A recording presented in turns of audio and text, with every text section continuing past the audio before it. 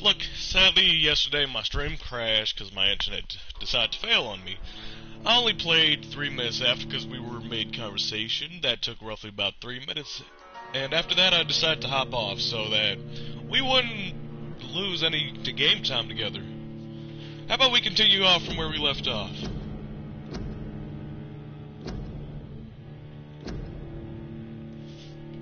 Ooh, Vampyr. I like it. Alright, in the hospital. Ooh la la.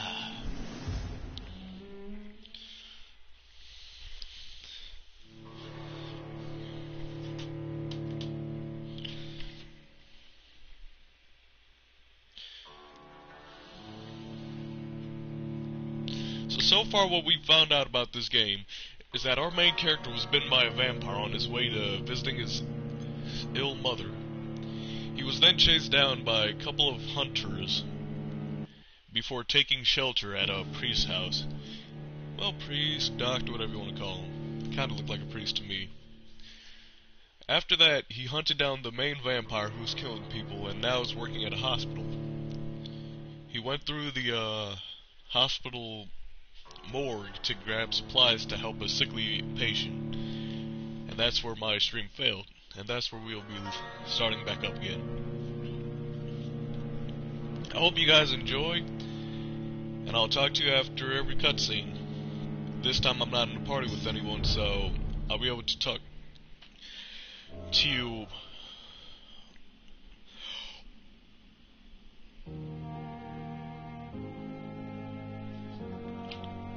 Every time we leave off.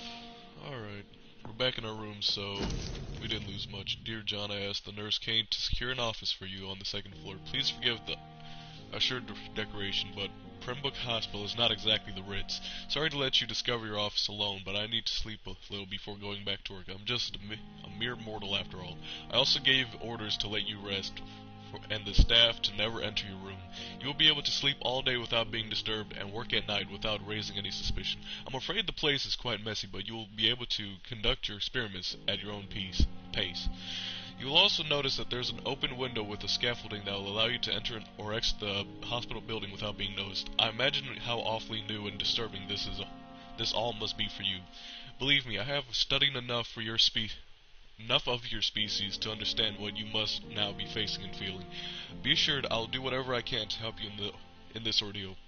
Know that you're not completely alone facing it. I'm glad I met you. These dark times we are all presently facing, I hope our future collaboration will yield great results. Come back to Pembroke, my esteemed colleague. We shall talk soon. Yours sincerely, Edgar Griffin Swansea. That last name's pretty hard to pronounce. P.S. I left you a copy of my notes concerning what I have discovered about Ekin in the last few years. Feel free to read it if you need some guidance, as long as you don't use this knowledge to take advantage of me. Why didn't I read this when I first got in here? Alright, talk to Eggers.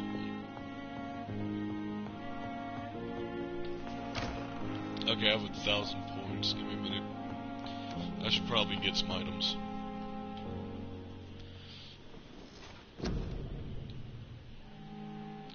Science! Tactical,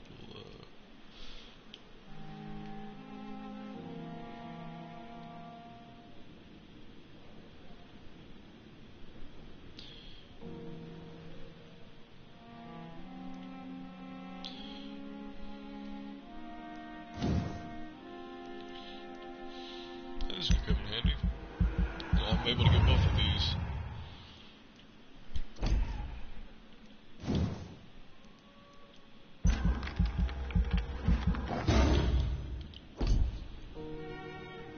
This is 600, I believe. I only have 400, okay. I can't get some over here, so I should left regeneration. I'll increase my health.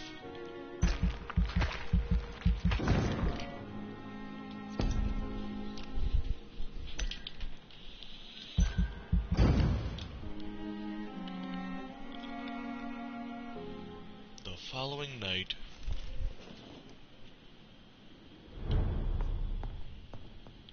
Oh my god.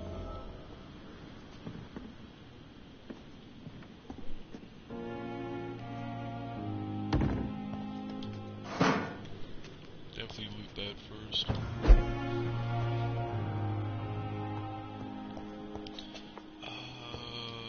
No, let's screw it. See if we can upgrade anything.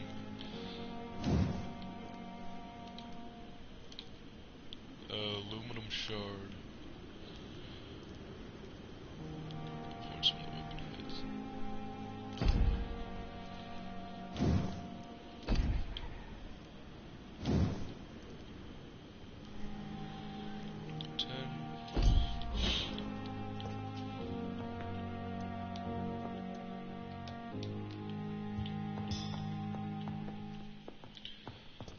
I mean, I do think the scythe will come in handy.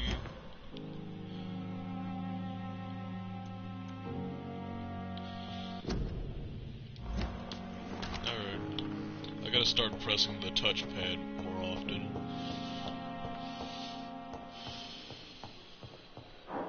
Can't go that way.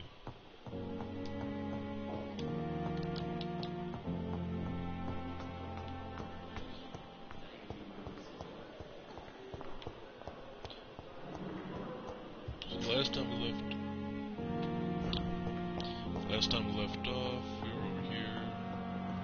It's locked. Okay, so apparently I missed that part when I had to leave. I hope I can do this again.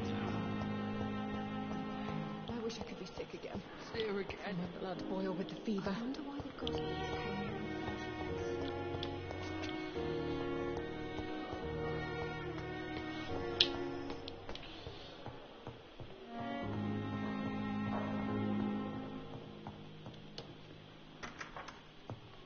Please, Jonathan, come in.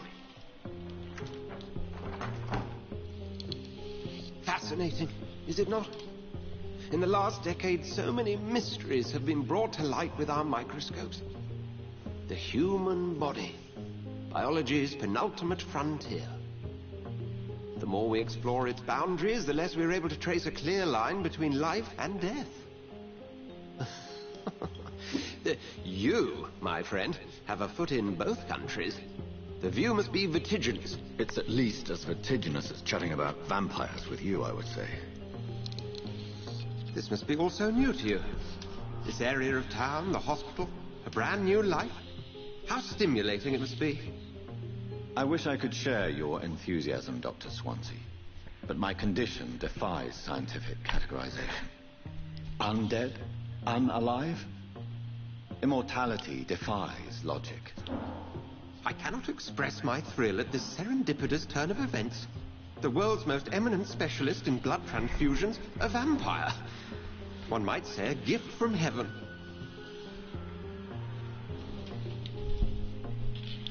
It may seem strange, but your words have brought me some comfort here. Forgive me. I've been an admirer of your work for a long time, and now you are so much more than a brilliant physician. And please, call me Edgar.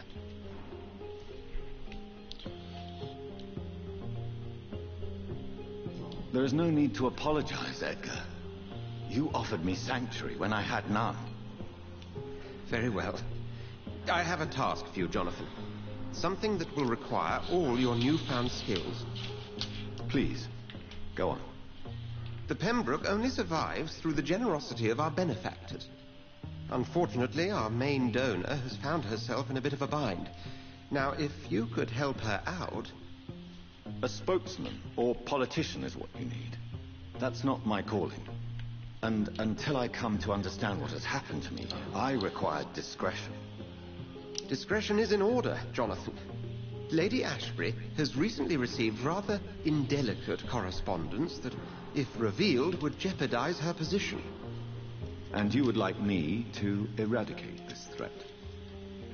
By the soul, of course not. I would just like you to pay her a visit. Her ladyship is certainly near the tents outside, tending the sick. You can't miss her. Look for someone impossibly delicate. Accepted. I'll see what kind of trouble Lady Ashbury is in.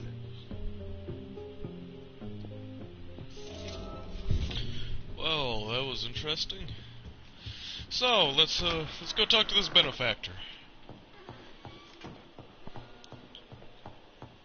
I just hope they do not find the dead body I left outside.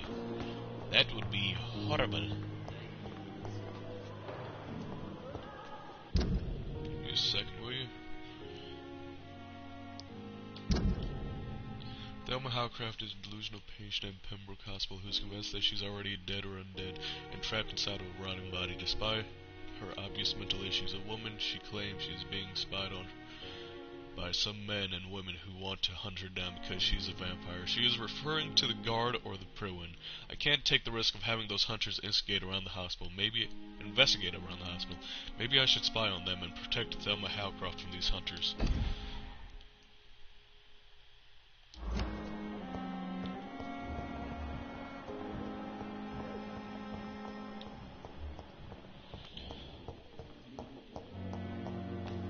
Thelma Howcroft said she was being watched by vampire hunters. Where are they hiding? I should investigate. Map. So I am in the area.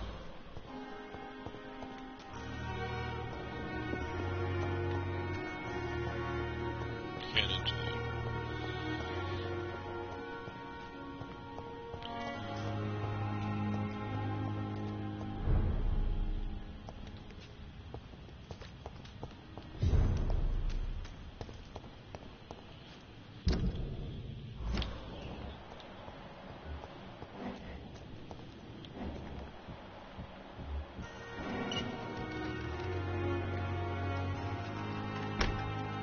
It's locked, all right. Old medical bench, sir. I understand you must be very angry about this. Your city needs you. Every life saved by efficient medical aid is blow struck at the heart of the flu epidemic. Volunteers make the difference. Inquire at the nearest appointments office at the Ministry of Labor and National Service or write to 15 Kingsway, London. Unfair situation. I managed to arrange to have you buried in the same mass grave as your wife. I hope that might help. Could it be this guy? Has to be.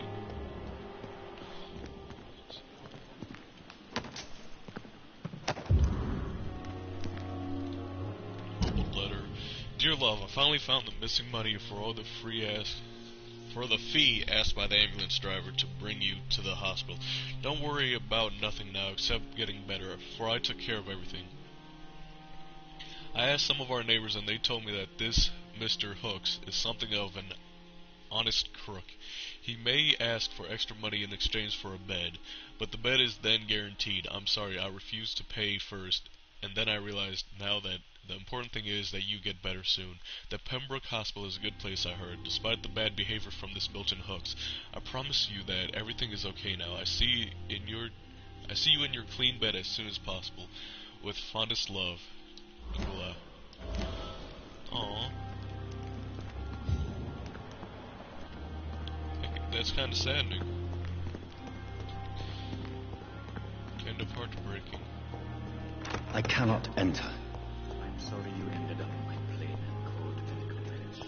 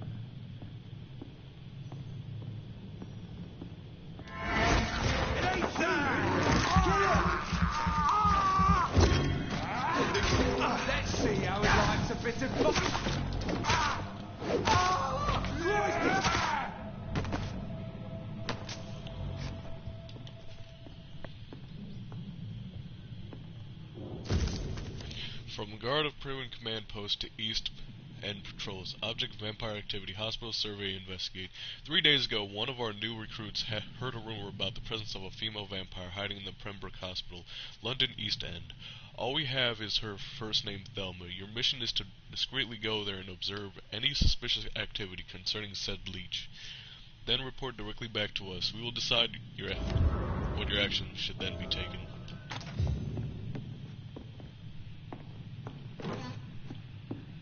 I got a small bag of junk. Okay, let's do this. Oh wait, I already killed them. Fucking losers. Damn, I wish I could just sit down and just stare out the window.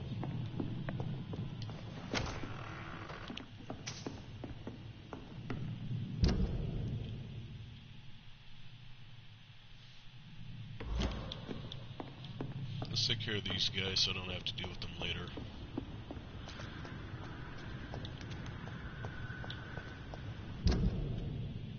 Okay, just go down, straight, right, left, straight, okay.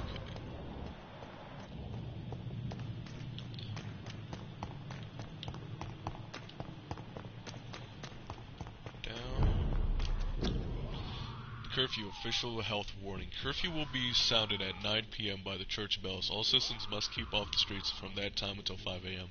Stop screaming, will you? Until further notice, a citywide curfew has been implemented. It's imperative that you wear your mask to prevent the spread of infection. If any member of your household becomes ill, inform the authorities immediately. Due to curfew, not opened after 9 p.m.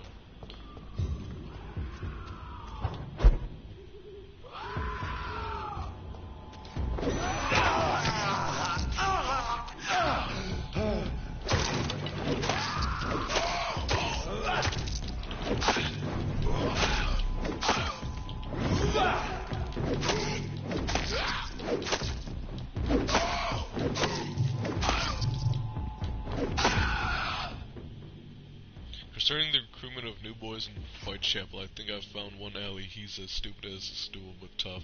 I asked him to prove to me he could get some drugs for the black market and delivered quickly and nicely.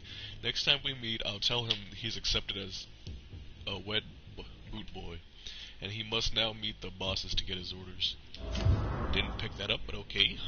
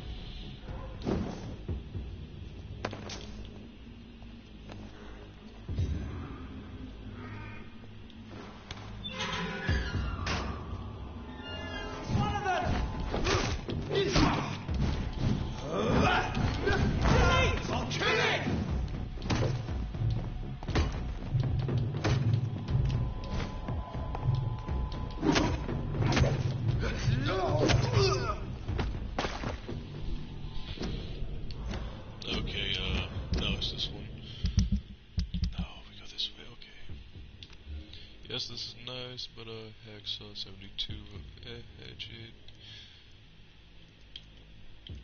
I wanna use the hacksaw.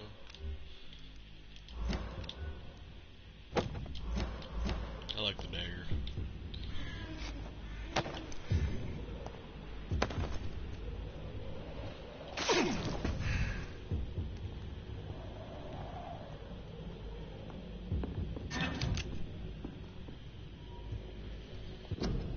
I feel like being a dick.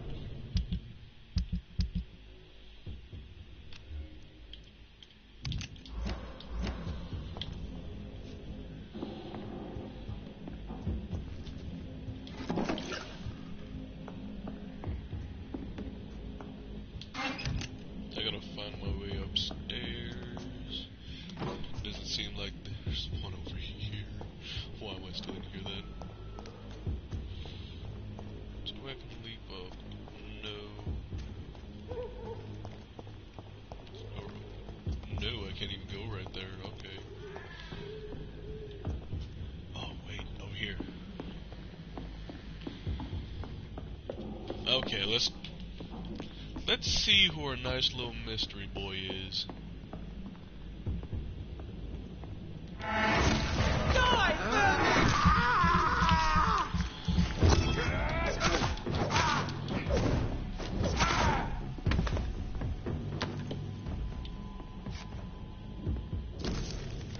Second of November, from Scout Lewis Carnegie, yeah, to Mr.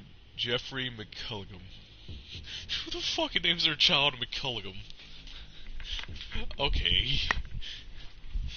Object: Pembroke Hospital, survey vampire activity. Sir, having observed the Pembroke Hospital for 2 weeks now, we can confirm vampire activity there. First, we now have proof of the presence of the female leech inside the hospital. The beast is clever. She acts like a mental patient to hide her true unholy condition. I personally sneaked inside the hospital and heard the creature whining about her need for blood since her body is decaying. But it gets worse. The administrator of the Pembroke Hospital is Dr. Siwanza. According to our team leader, Amanda Tillen, who died yesterday in a fight against a skull by the canal, he must be a member of the Brotherhood of St. Paul. If this is true, then there must be something big going on at Pembroke Hospital.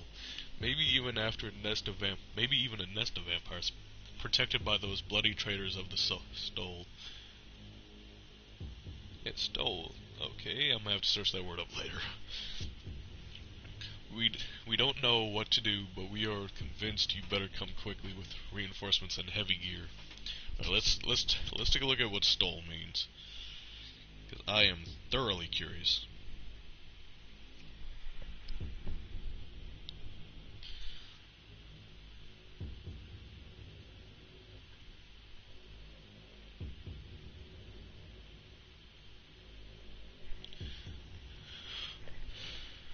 Stole, S-T-O-L-E.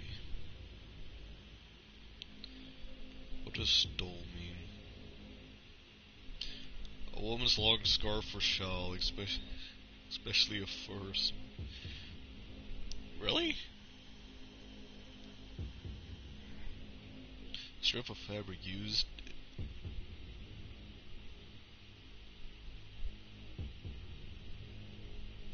Oh, a long loose garment, robe. Okay.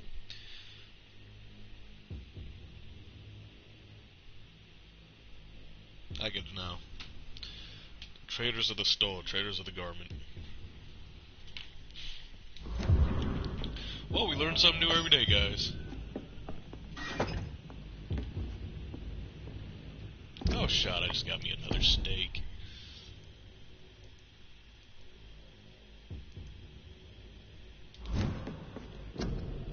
No, I want to equip a new steak. I'm not shooting anyone right now. But we are taking that 15 stun damage. That is some good shit.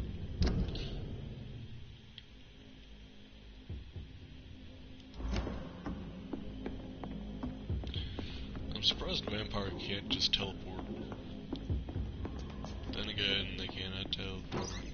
Yada yada yada. Don't start with me, please.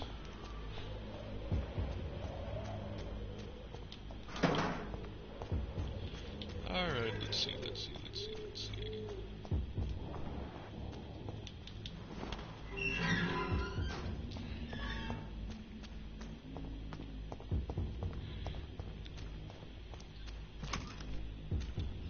Box of pills.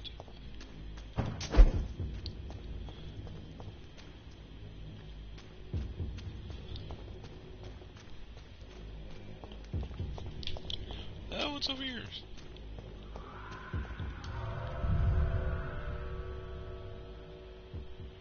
Uh-oh. Probably shouldn't have went here this early. But no one fucking knows. We're all learning something. I just like to explore.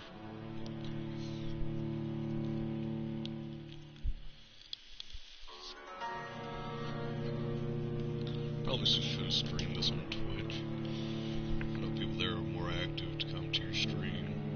Then again, I don't feel like going through all that process.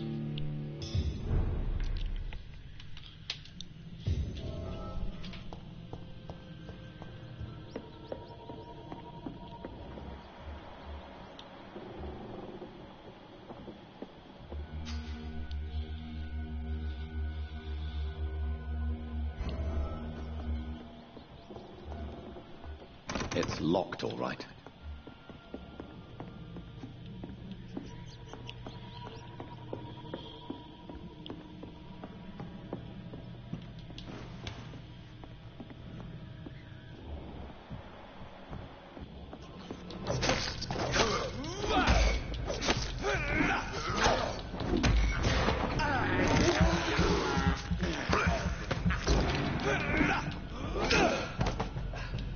Nice, he threw him on the ground.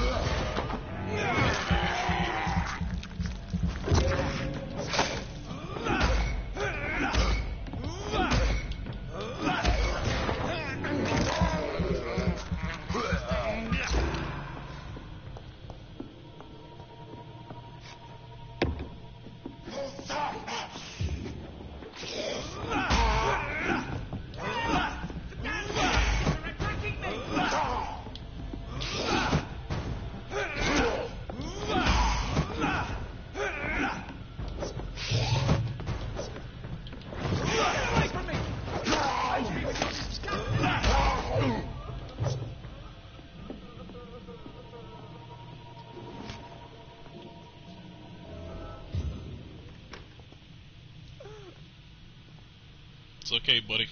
Killed them all. What happened? Who are you? It's all right, sir. You're safe now. Oh, a fellow Englishman. Thank you, sir. For a moment I thought those bloody heathens had killed me. What are you doing here? This place is not safe. Yeah, it's a cesspool, but it's mine. I came to collect some overdue rent. But those who still live here have gone completely bonkers. You're very lucky to be alive. Yeah, filthy immigrants. Fucking savages, every one of them. And now with this bloody fever, they're just animals. You can find safety of sorts in Whitechapel. If you're quick and cautious, you'll be able to avoid the savages. You rescued a citizen. He will return to his district the following night.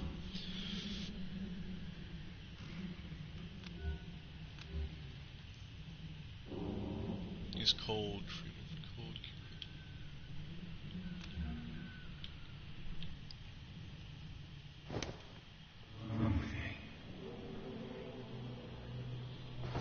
I'm gonna lead him outside.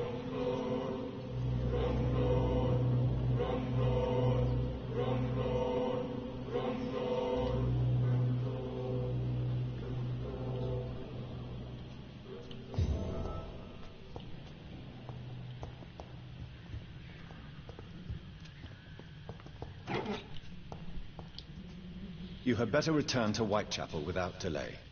It will be safer there. Safety isn't really an issue in Whitechapel, because you never are. Never have been. The old place is falling to pieces. But thank you for the advice, sir. I'm gonna see if I can return with some cold medicine.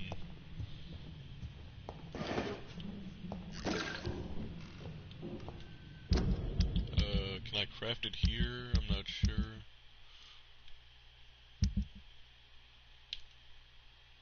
I got fatigue treatment.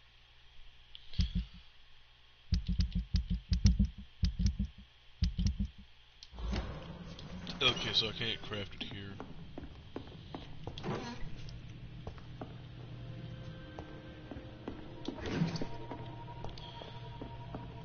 I'll have to come back with a cold medicine for him.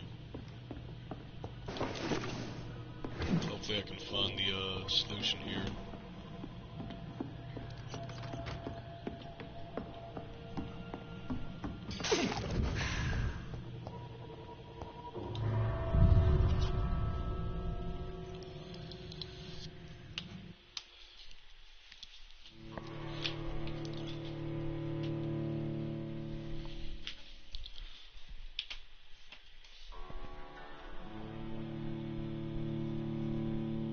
So I will come back, give him cold medicine, so that way he gets better.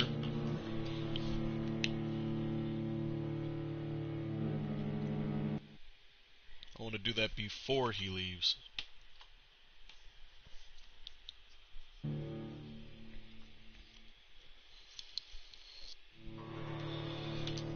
Hopefully I'm able to stealth by these people instead of going full brute. I I really don't want to kill them. Oh, Vampyr saying that.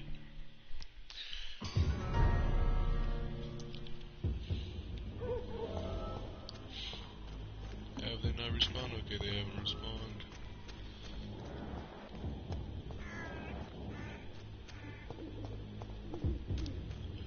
Get back to my hospital.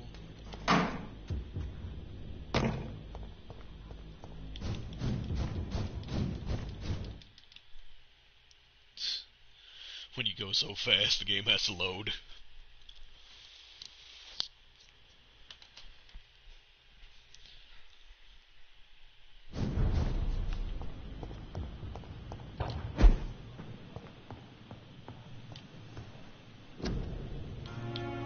Treatments for cold.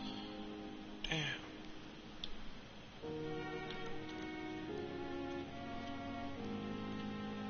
Okay, so sadly I can't treat his cold.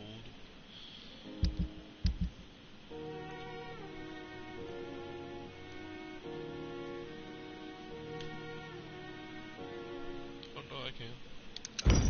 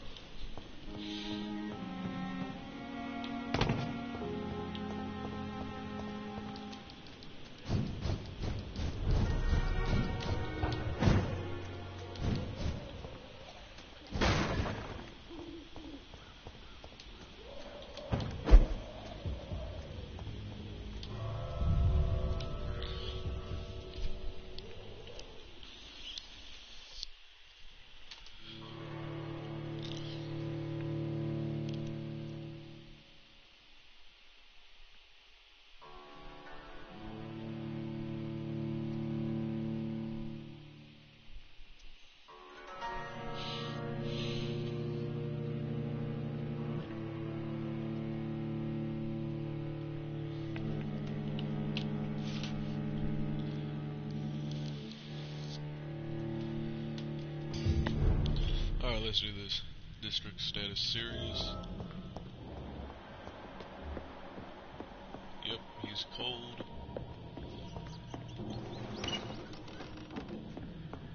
Alright, let's give him this medicine before we do anything else. You had better return to Whitechapel without delay. It will be safer there. Safety isn't really an issue in Whitechapel, because you never are. Never have been. The old place is falling to pieces.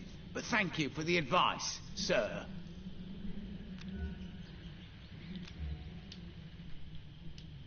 And how do I cure him?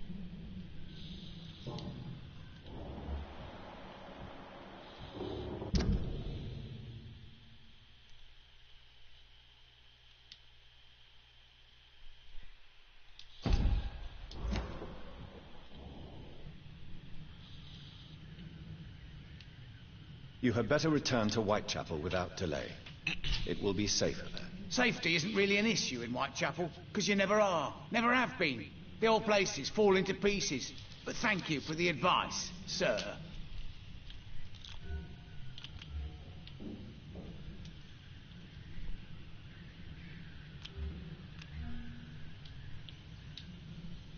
Telling me I made you a treatment for cold?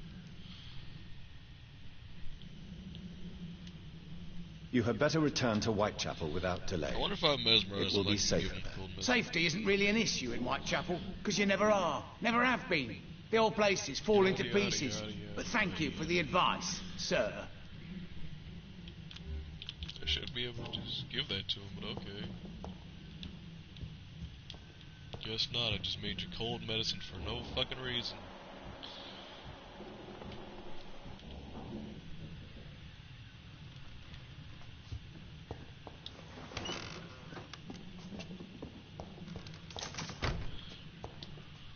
You had better return to I'm Whitechapel gonna try without delay. mesmerizing him.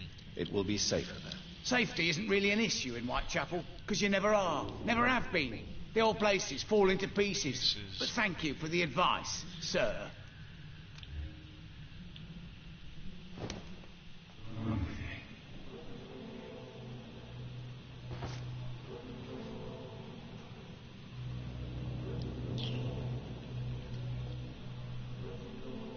Okay, so even if I'm mesmerized, I can't give him medicine. That's kind of fucked up. I want to heal this man, but I can't heal the man.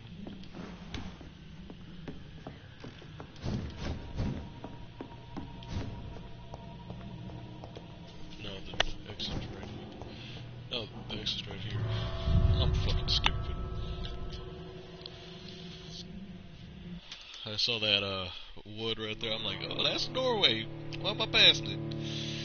Then I go there and can't open it. I'm like, oh, no, this ain't the doorway.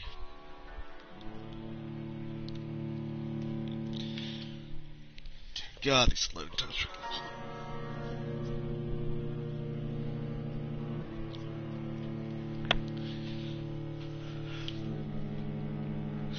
are so far, this game's very interesting.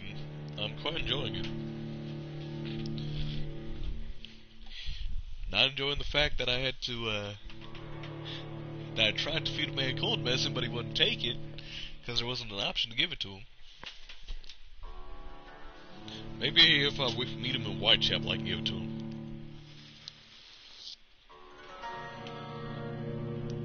Oh well. I really don't care anyhow.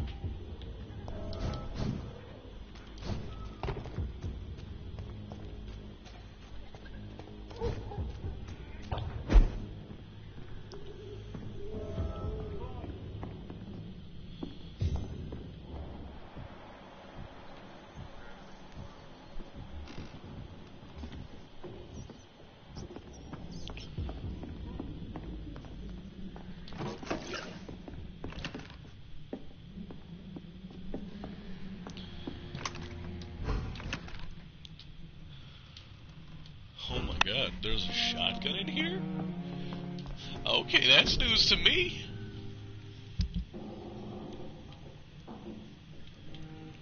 Load this up, yes I can. Aluminum shard. Aluminum shard.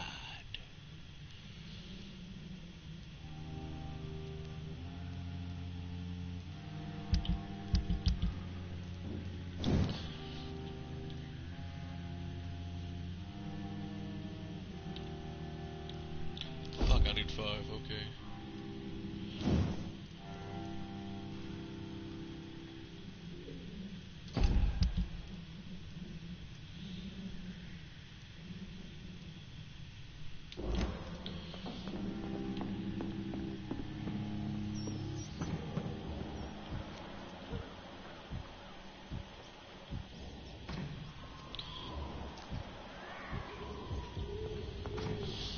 I have 500 points.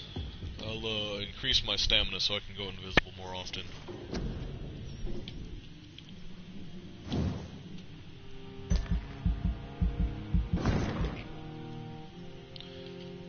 Oh my god, I can get a lot more stamina. No more resting. No, we did that last episode and I found out that's how you actually reset everything. That's not what I want.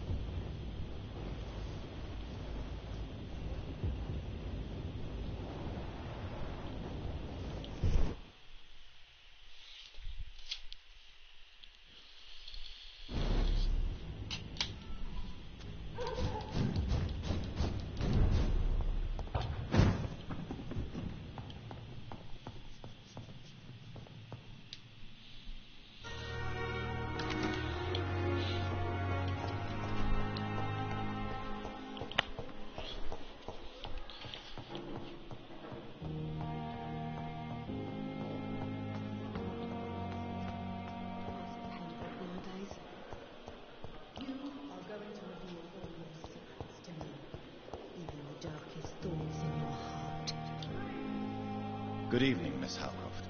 How are you tonight? I need blood, Doctor. Warm, rich, vibrant blood.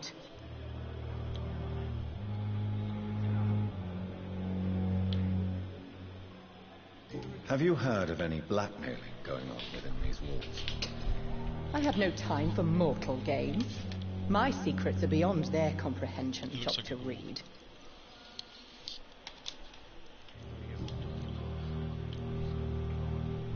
Tell me, Thelma, what do you really know about vampires? I saw one and he saw me. I watched him hunt and kill. I saw his terrible wounds heal as his victim died. And then I knew I was saved. You mean you actually saw a vampire? Here in London? Yes. And it has been the answer to my pain. I must drink and kill to regenerate my decaying body. I am a vampire too. Do you require my services, Miss Howcroft? I have no need for your medicine, Dr. Reed. Blood is the only drug I need.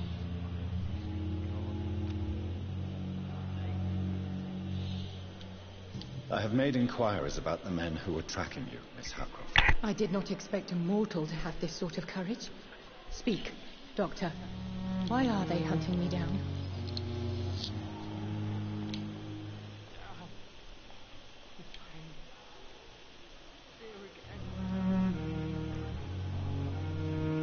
It was a misunderstanding.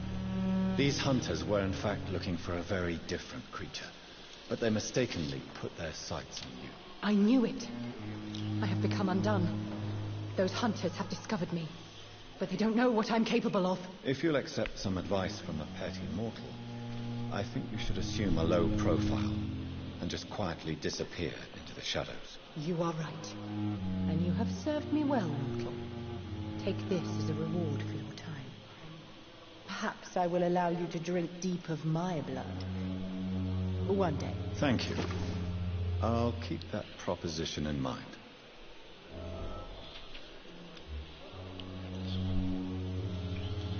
I'll leave you, Mistress of the Dark, to your nocturnal activities.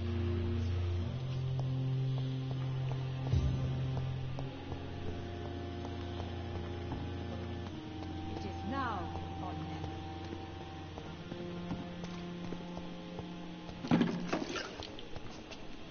Opium, hell yeah. We gon' get high. We gon' get high up in here.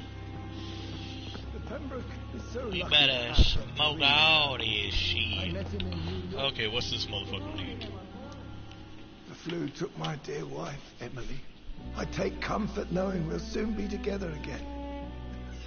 Mr. Rainfield, that's no way to talk. You're in good hands here, and we'll be up again soon enough.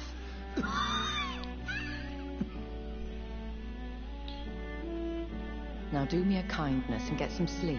I'll be back round later. Your words are kind, the blessings of an angel. You're the sweet, sweet lady of mercy.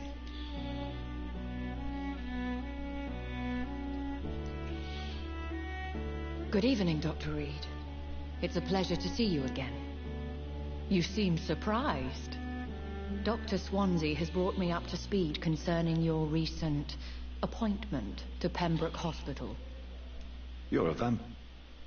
The lady who saved me that night, before vanishing into thin air. I remember you from the pub with Dr. Swansea. Indeed. Allow me to introduce myself formally this time. My name is Lady Ashbury. I remember you well, in spite of the brevity of our encounter. Welcome to the stream, thanks for your visit. We're currently playing Vampyr. It's about a doctor who was turned into a vampire against his will while trying to visit his sickly old mother. Now he needs to search down the person who turned him into it.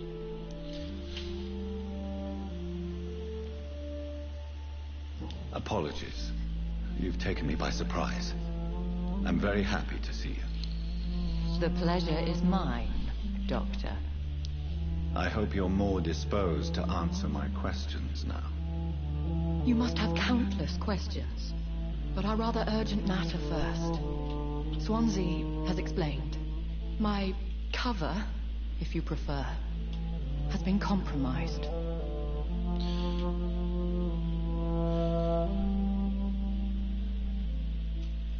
So I don't talk much when they talk, because I don't want to miss any of their dialogue. I don't want you to miss any of their dialogue either.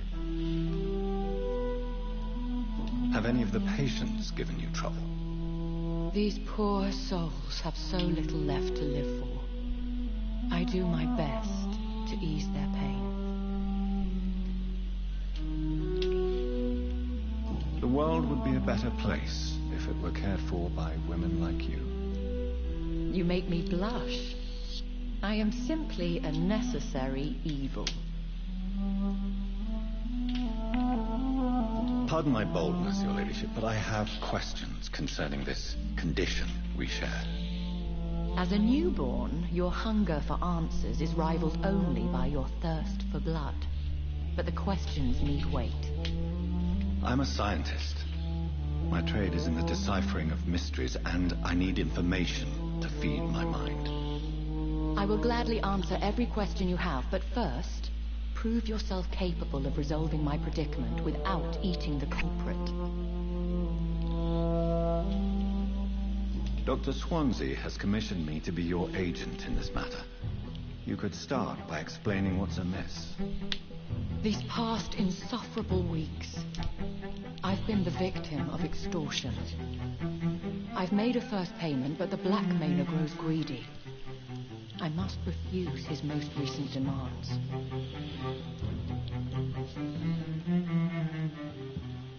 Who would be so foolish as to threaten you? A kindred spirit. Even if it were the case, and I highly doubt it, a vampire would have asked for something more valuable than money. My suspicions lean toward a patient or their family.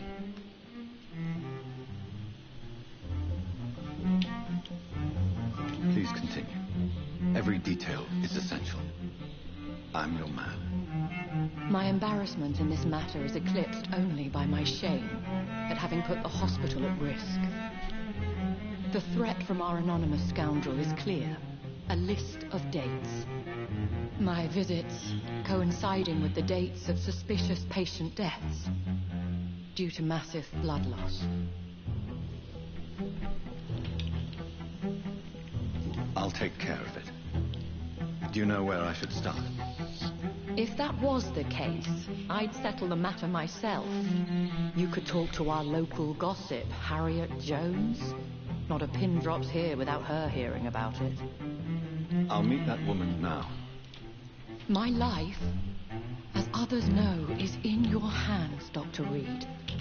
I'm sure of your discretion, but I do fear your powers of persuasion will be put to the test. When this is resolved, I'll be your obligé. I'll answer all questions in regards of your condition.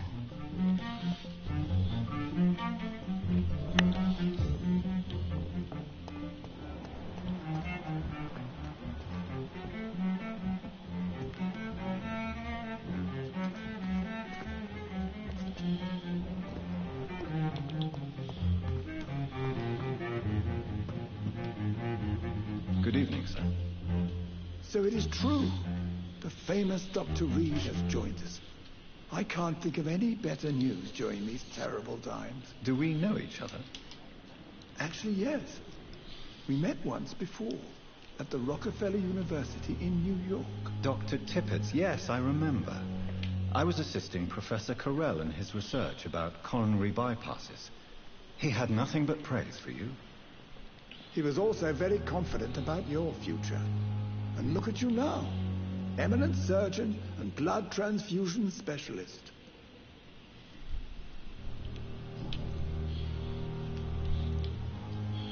What is the Pembroke Hospital situation?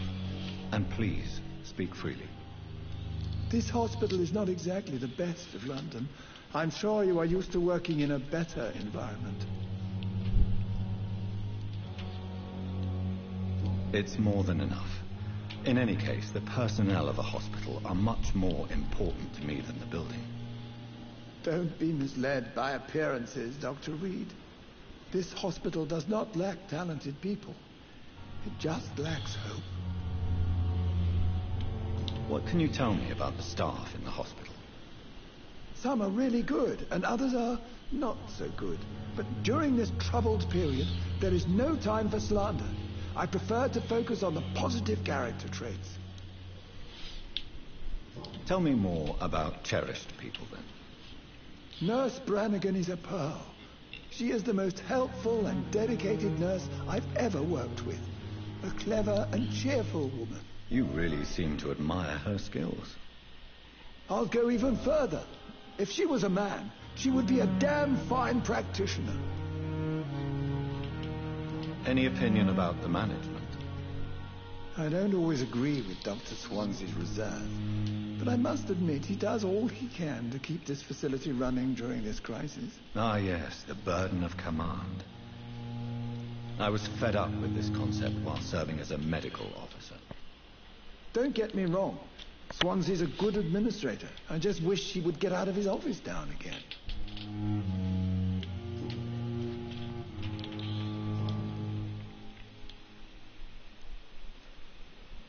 Have you heard of any underhand dealings going on in this hospital? I have no time for such triviality, my dear colleague. We're here to save lives.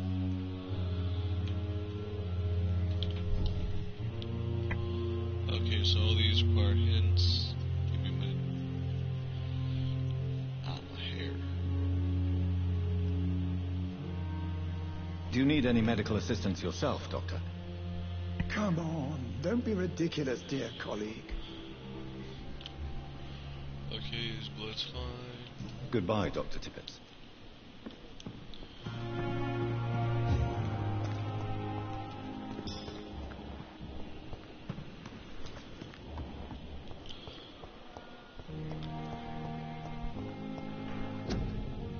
In the name of mercy, they depend on you. Nurses are needed now. Inquire at the nearest appointment office of Ministry of Labor and National Service, or write to 15 Kingsway, London.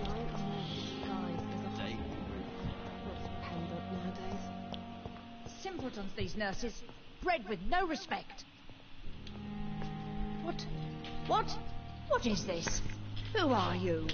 Get out of my room. There's no need for alarm, madam. I'm Dr. Reed, the new surgeon. Preposterous. Dr. Reed, you say? I don't want some bumbling intern. Where's Dr. Swansea?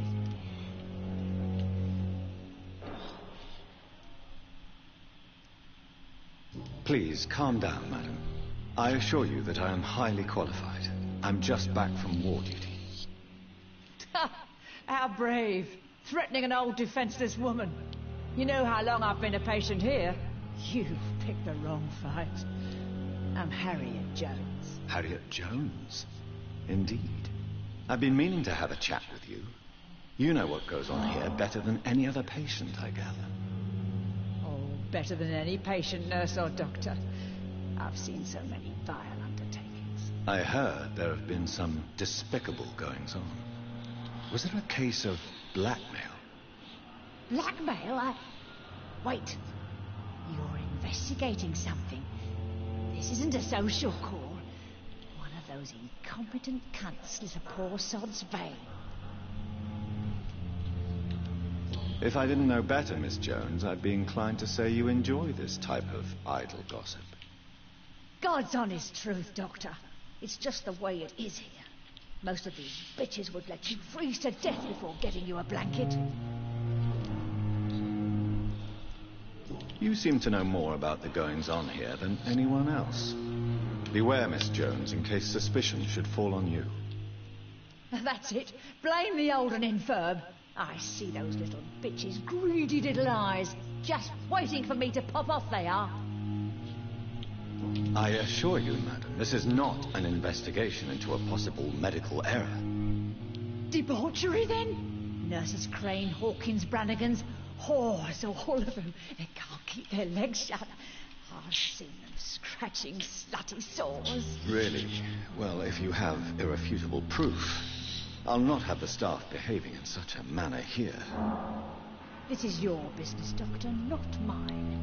But I swear Well, one of the nurses is cavorting with some man on hospital hours. Thank you for your time, Miss Jones. You've given me something to go on. See you on the next round. Oh, that was amusing. The patients and staff might know something. I'll start my investigation with them.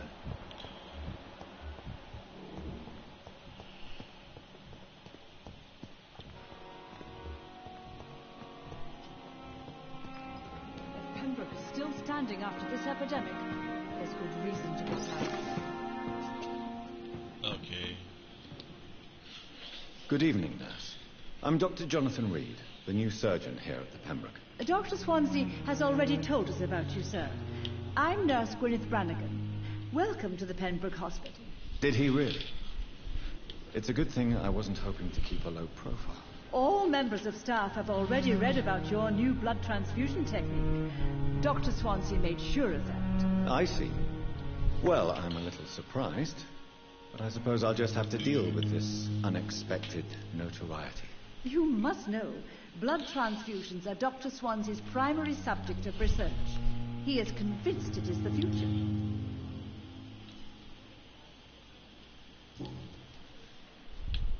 How are things here? Not good, to say the least. We're struggling against an invisible enemy, more lethal than any bullet from a gun. It's hard, Doctor. An invisible enemy?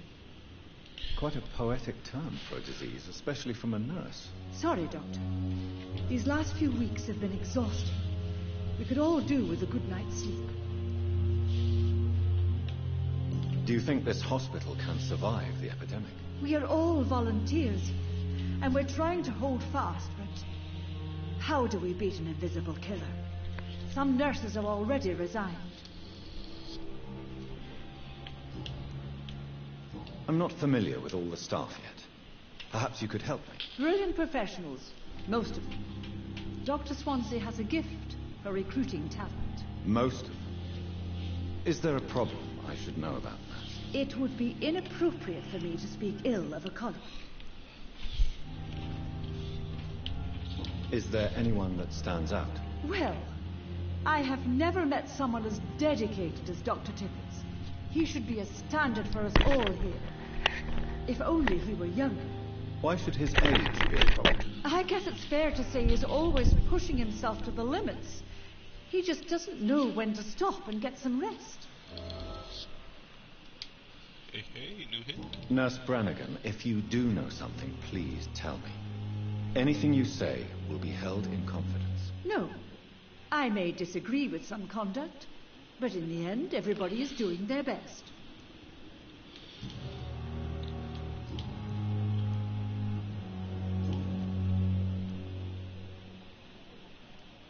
Why does Dr. Tippett claim you're the main reason he keeps working, despite his fatigue? If it wasn't for him, I probably would have left the Pembroke years ago. Dr. Tippett does not think of you as just a nurse anymore, does he? If you're suggesting he's not taking my gender into consideration when it comes to medical practice and knowledge, I really hope he doesn't.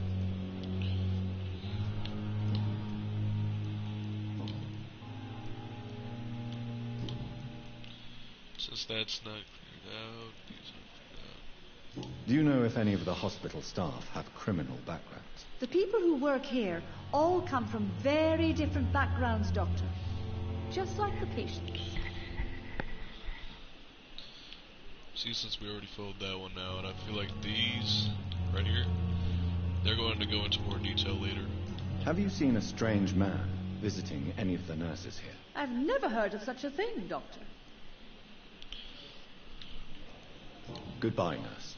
Call me if you need assistance.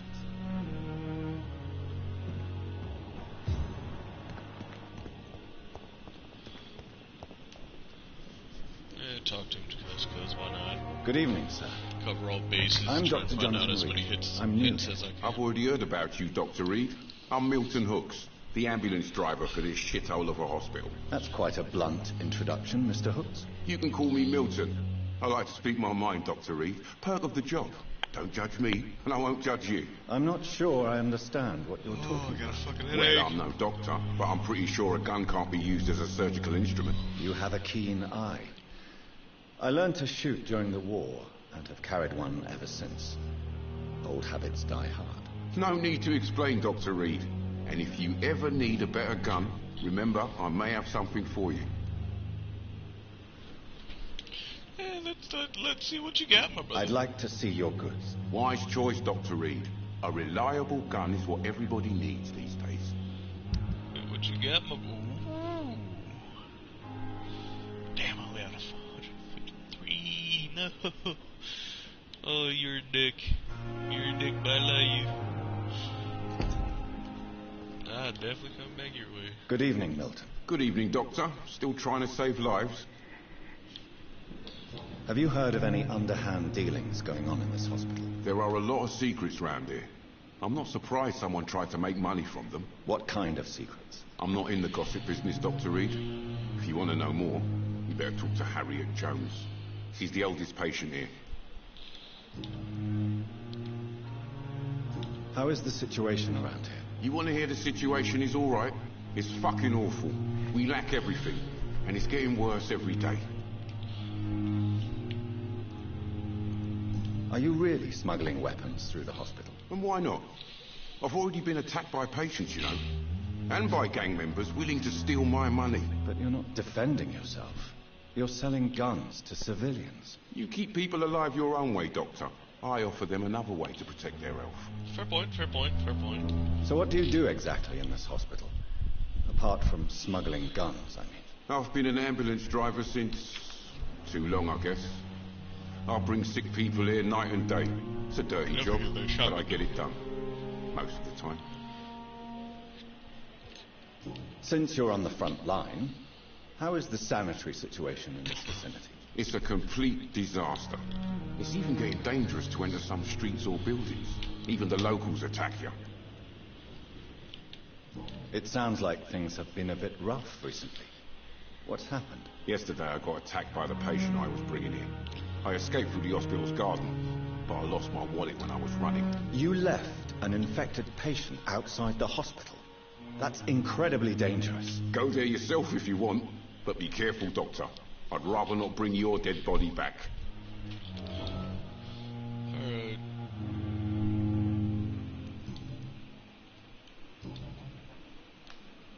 Tell me why you're extorting money from some of the patients here. If a patient wants a bed, he'll have to pay me a little fee. That's all. Where did you get the idea for such an immoral scam? Funny you should ask. The first time it was from a patient who bribed me to get a bed. It's only then I realized I could make a fortune. I would not feel bad. Do you for need killing any this man. medical help, Milton? I'm fine, Doc. Physically, at least. But I would give everything to be in a better place right now. Ooh, you take two. I'd slaughter you in a heartbeat for extorting people. Goodbye, Milton.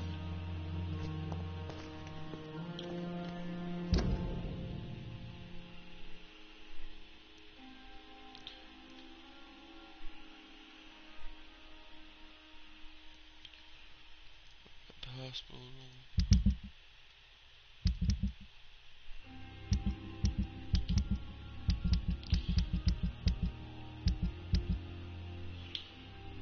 Okay.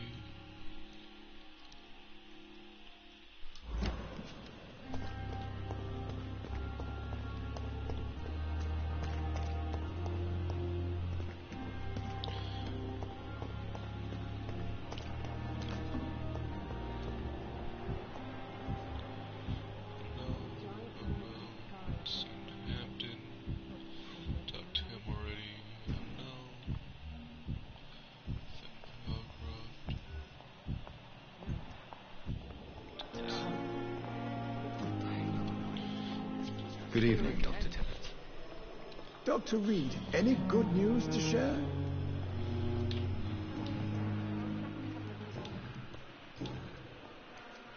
You're exhausting yourself, Corcoran.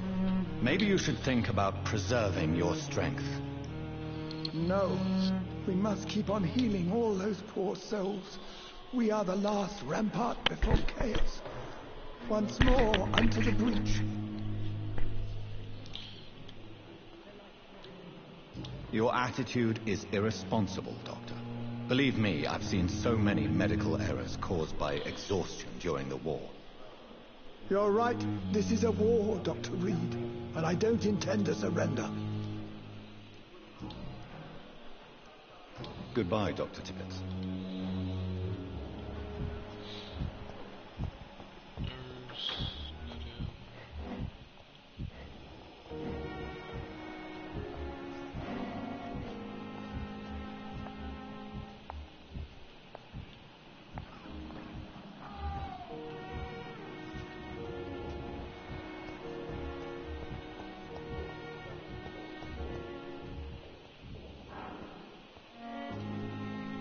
Good evening, sir. Can I help you? Unless you're here to fix my face. No. I don't think you can help me. I'm Dr. Reed. I've recently taken the position of head surgeon here. War injuries, am I right? You guessed right, Doctor. German shell took my pretty little mug right off. But they still call me Thomas Elwood. Soldier, do you need assistance? I'm fine. Just do something for this pain, will you? That's all I'm asking.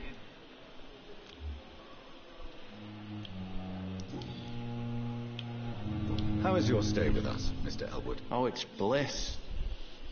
I just escaped death in the trenches to be surrounded again by the moans of the dying. Can I ask you precisely why you're a patient here? It's the pain, sir. The drugs don't work. It just hurts under the scars, if you get my drift. Can I do anything for your pain? Nurses gave me a bunch of pills. No effect. Told you. It's like the flames are under my skin, burning away. Who is treating you? Is someone in particular looking after your case? Nobody since the old and tired doctor spoke to me. Started to think I was forgotten about. Wouldn't blame you. You don't seem worried by it. My face hurts so much more when I smile or cry. I've learned it's easier not to speak. But be assured I'm smiling inside.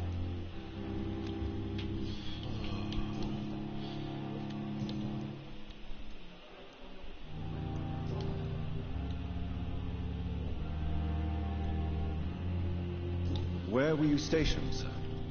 Did you serve for long? I really don't want to talk about all this shit. No offense. I was pushing too much. I served in France myself. I just wanted to know what happened to you. You were an officer, weren't you? Then I doubt we fought the same war, sir. No offense. How close are you to Miss Horcroft? Are you aware that she thinks she is a vampire? To wait for her next nibble is the best reason to stay here. Every time she approaches my bed, she treats me like something tasty. A normal person. Aren't you afraid? She may hurt you if the game goes too far. She's quite harmless, I can assure you. Her head's broken inside is all. While I'm busted on the outside. But she's still beautiful. Living proof that there's hope for me. So do you let her bite you? You know that's not sanitary. And why not? She's only supping a few drops of my blood. And the pain, it's real for once. She could decide to bite less willing patients. Then it's another good reason for me to stay here, Doctor. You do realize she's mentally disturbed. It's called the Cotard syndrome. She truly believes she's a vampire. In her madness, she never refers to my scars. And frankly, if I could, I'd join her world. It seems much more fun than the real one.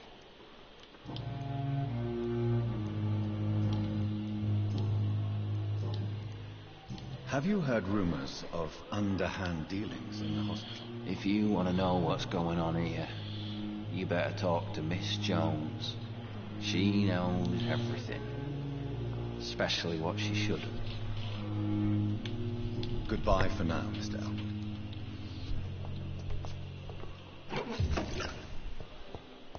wonder what your last thought was. Good evening, nurse. Good evening, Doctor. I don't think we've been introduced yet. My name is Pippa Hawkins. And I'm Dr. Jonathan Reed.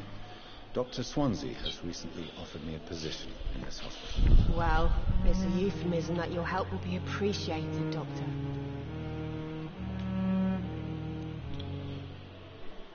Do you need medical help yourself, nurse? I'm fine, really. I just need to sleep. How would you describe the situation at the Pembroke Hospital? It's serious. The flu is wreaking havoc amongst the staff and patients. We are running out of everything.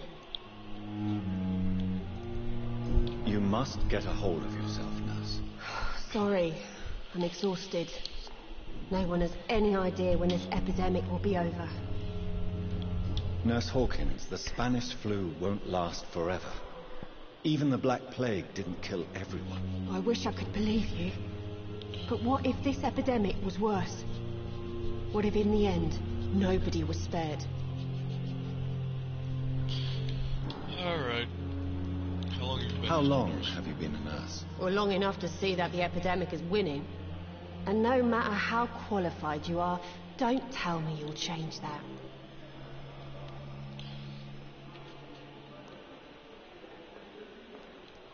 I don't like your attitude, Nurse Hawkins. Pessimism can be as lethal as the epidemic in times like these. Sorry, Doctor. I don't want to sound bitter, but I'm just too tired to give a pep talk like Nurse Brannigan. How is the Pembroke staff coping with the epidemic? Well, not well. Milton, the ambulance driver, is even more grumpy than usual, especially concerning doctors. Why is Milton grumpy on a daily basis? Is it just an act? Milton's not the kind of man who's bothered about a bad reputation, whether he deserved it or not. Why does Milton dislike doctors? I don't know. Just ask him. But be warned, Milton is not the chatty type.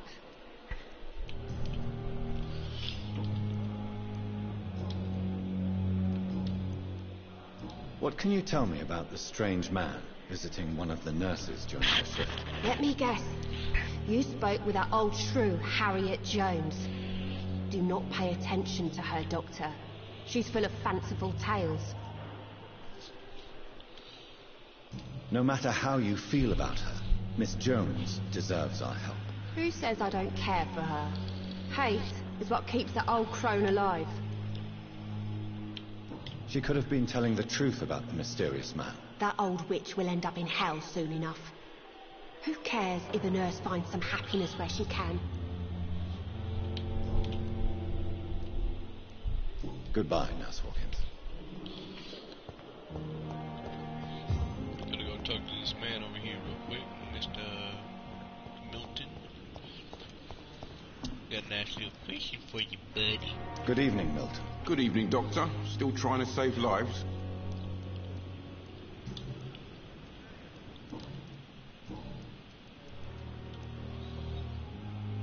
Why do you have such a mediocre reputation among your colleagues, Milton? Fuck them. Nobody knows the horrors I've seen since working here. This city was sick long before the epidemic, Dr. Reed. I know it's a difficult task, but correct me if I'm wrong. Is this not the job you are paid to do? I've seen babies left to die while their brothers were properly fed. Underage girls and boys sold to all manner of perverts. I'm sorry, I don't know what to say. Yeah, exactly. We lack words. So excuse me if I don't look on the bright side of life. Goodbye, Milton.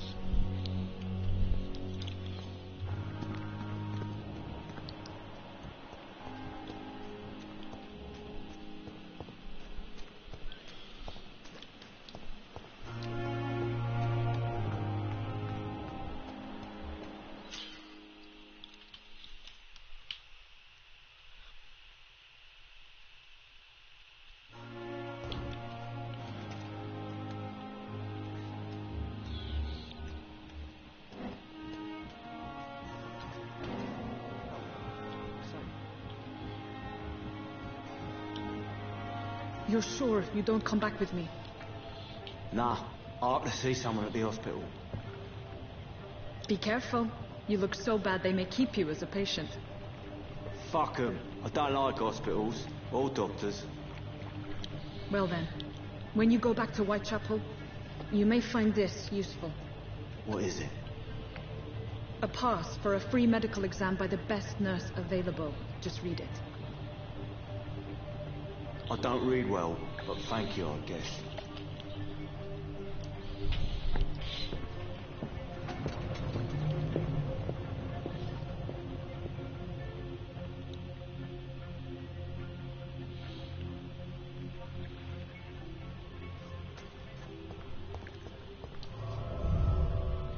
I'm going after this motherfucker.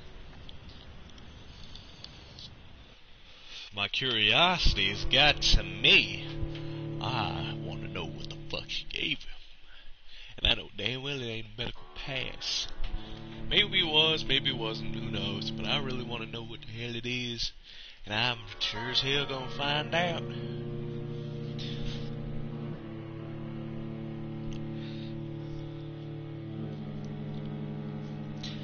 Trust and believe I will find out.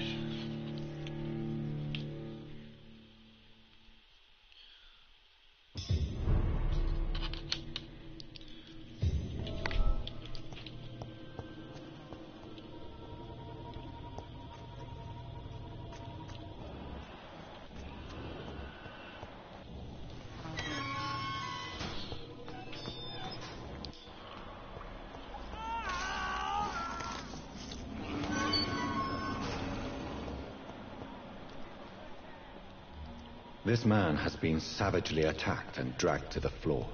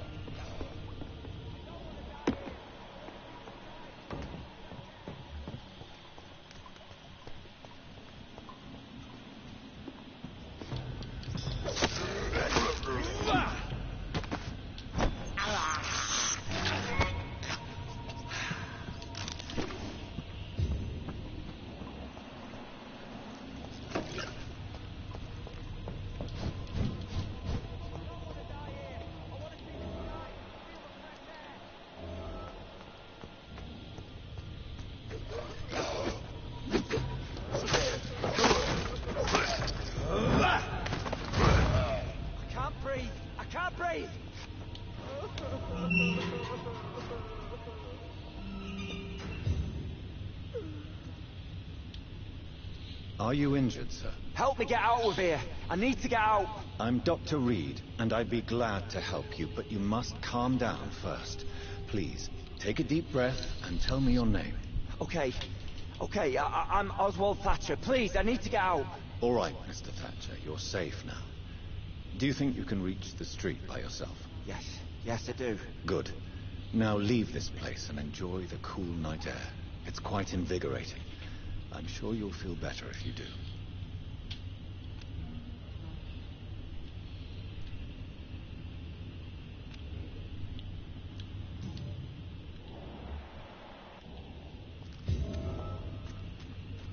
It's not worth killing right now.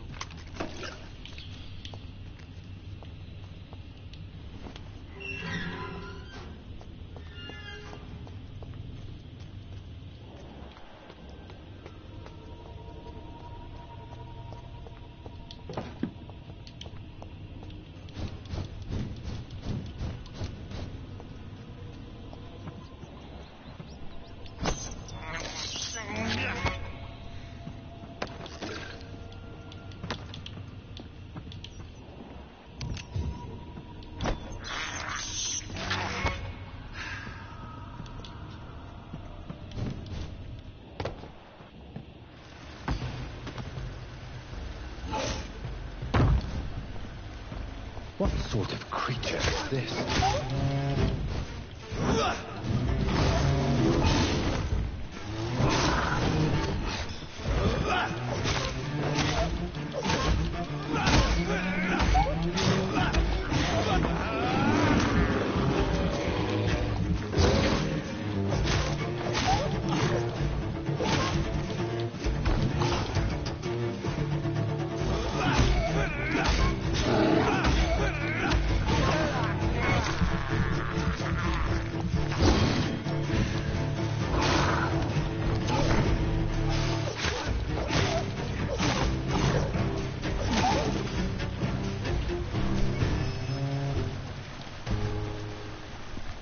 Here's what's left of him.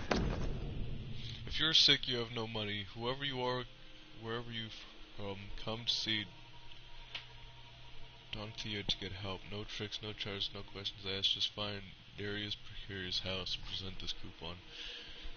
I do not speak French. I assume that's the same thing. Some voucher for a free checkup in Whitechapel. Okay, so I was wrong. What is Nurse Crane up to? I really must find her.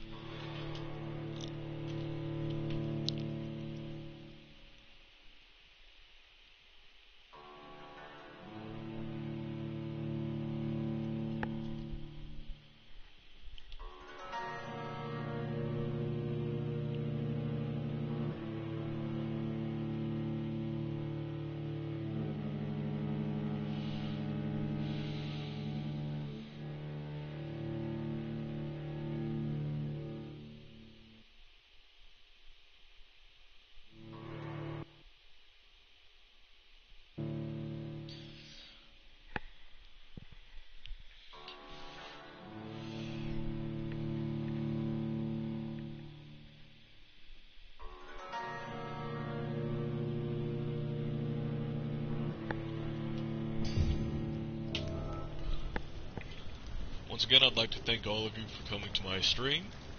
We will not be ending just yet. Rogue Skull Parade.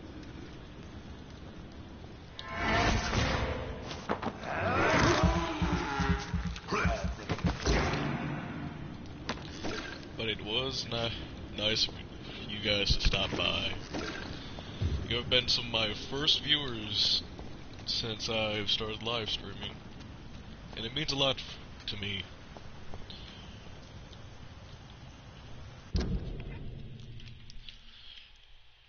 Alright, so I gotta go to Whitechapel. I have to go to the Whitechapel.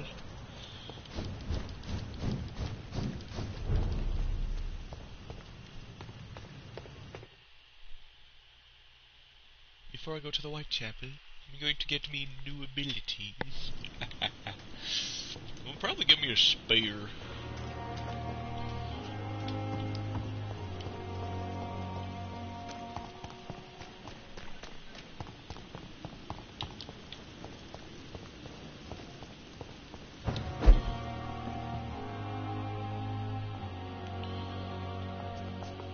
But before I do anything else, let's analyze what I've got.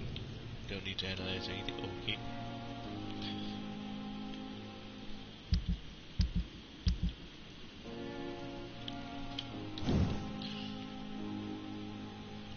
Okay, so I do have enough shards to upgrade this.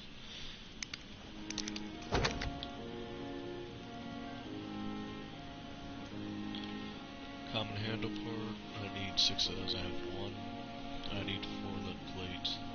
I think I can buy some handle parts off of our good friend. I'll need to buy 1, and I can get the lead plates from out of my half.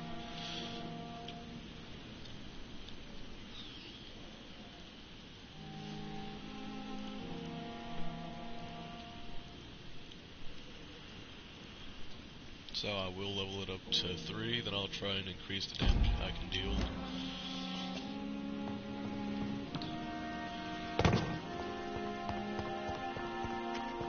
Just need to go over to the lovely merchant.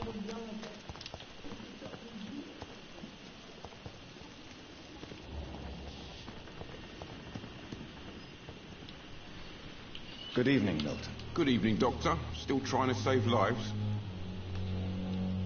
I'd like to see your... lovely Wise merchant. choice, Dr. Reed. A reliable gun is what everybody needs these days.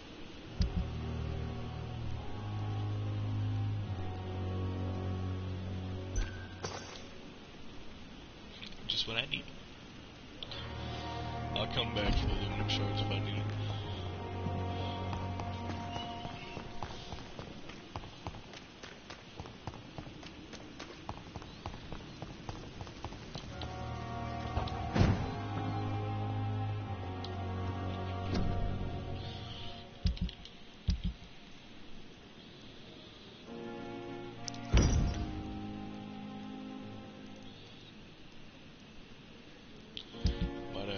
See if I can buy a lead plate off the man.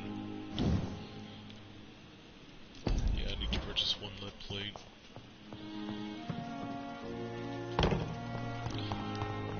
Seeing this game, I will be using melee more often.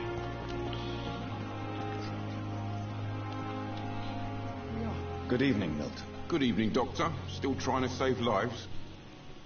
I'd like to see your goods. Wise choice, Dr. Reed. A reliable gun is what everybody needs these days. Oh, he doesn't have any lead plates.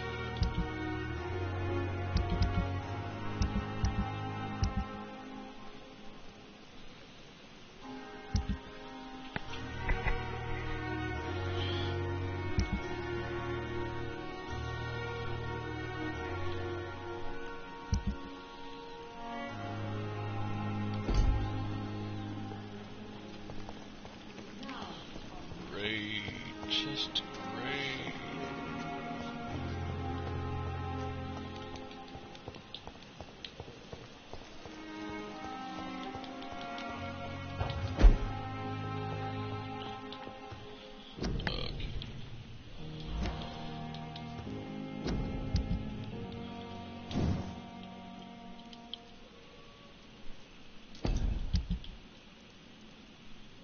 Screw spring.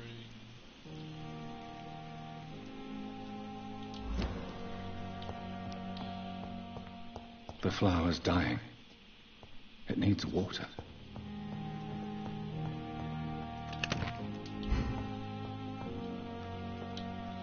Alright, before we continue, let's level up.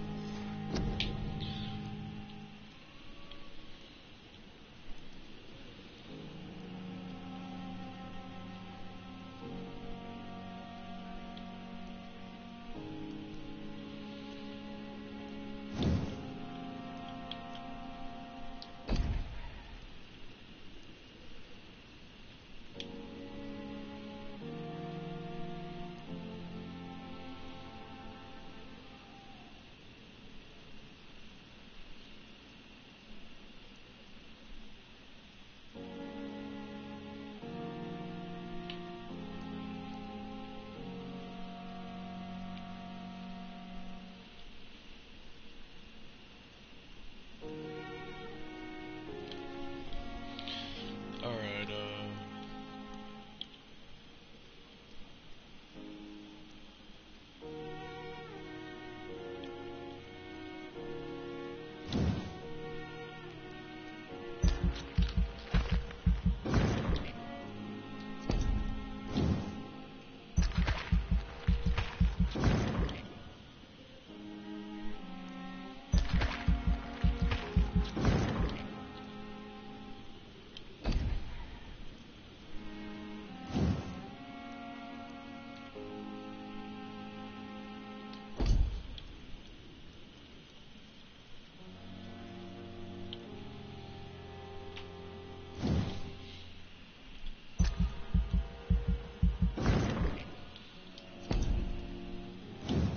how much do these cost? 1,000 each. Okay. I'll probably get this one.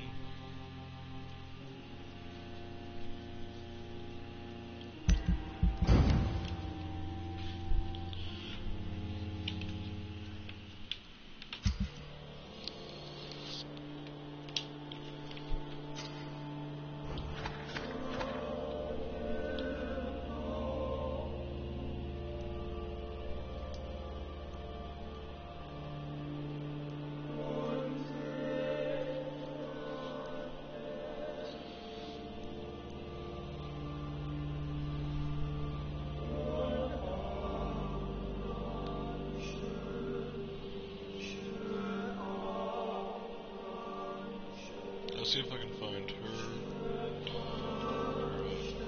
Teague. Make another one for him.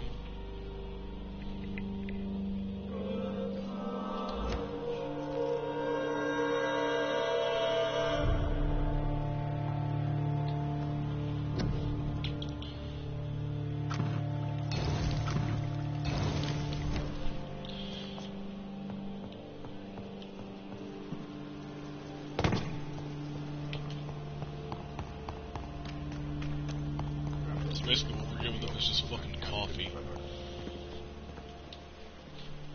Good evening, Milton. Good evening, Doctor. Still trying to save lives? Do you need any medical help, Milton? I'm afraid I do. Like everyone in this hospital. It's a sad state of affairs when even the hospital workers are worried about disease. Our job brings us into contact with all kinds of infections, Milton. There's no shame in being ill while you're in a hospital. That's easy for you to say, Doctor. I get the feeling you don't fall sick often. Well, thanks, anyway. Goodbye, Milton. Another night. Nothing for Jones, nothing for... Oh, it is.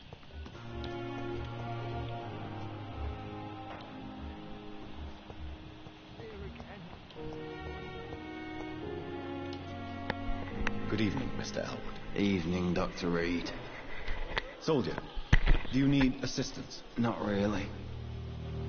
I think I caught something in this bloody hospital. I swear I'm dead, yet smiling inside, Dr. Reed. As long as you remain here, I will make sure you don't have to worry about your health. Don't think you can do much about it. Damage is done. Goodbye for now, Mr. Elwood. You disgust on every street corner. The daily routine.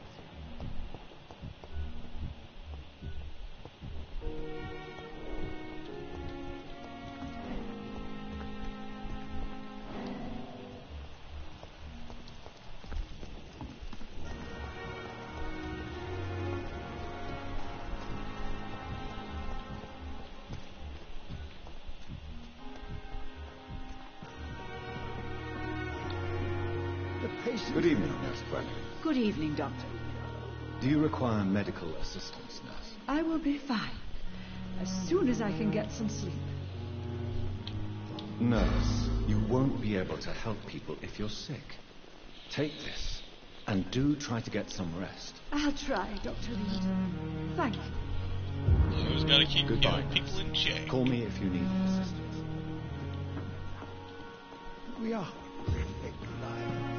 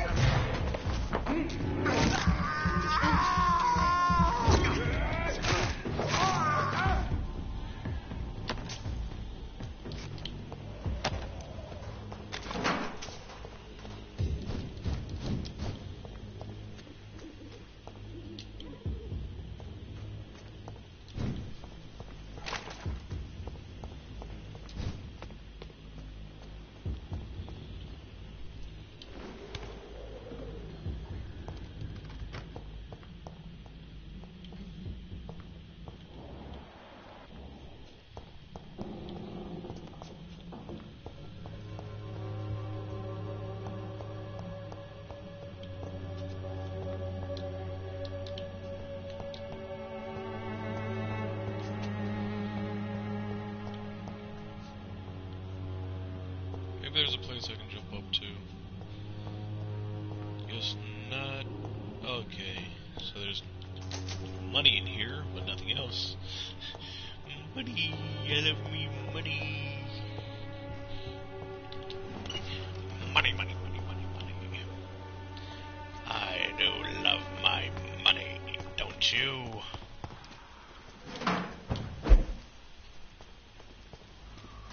I think money's wonderful. Your king and country need you. Join the Britain ranks and help the brave lads in front. Join the freedom of us all. Join the royal fleet today. Would you like to know more? We're asking you for freedom.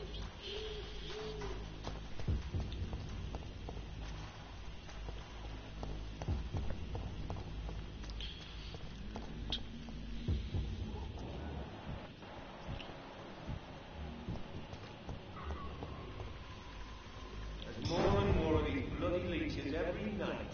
Aye, but the guards recruit more and more. Leech fire! Watch out!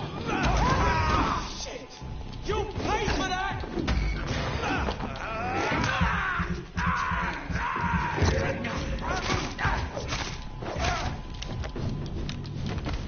I'll take his head!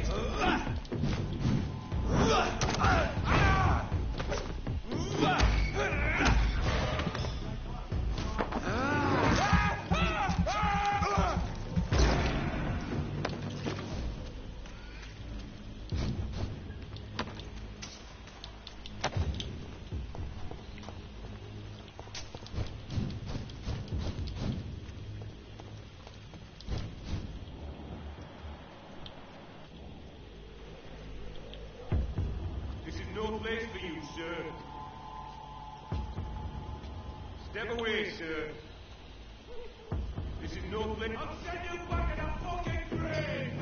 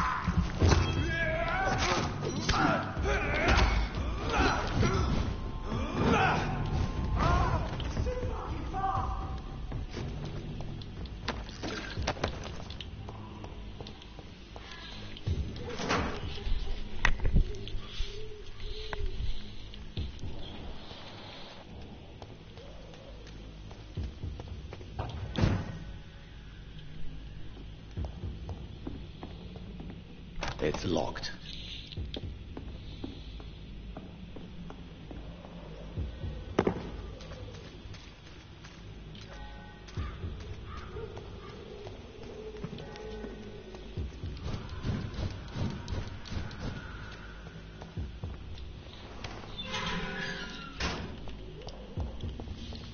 Whitechapel.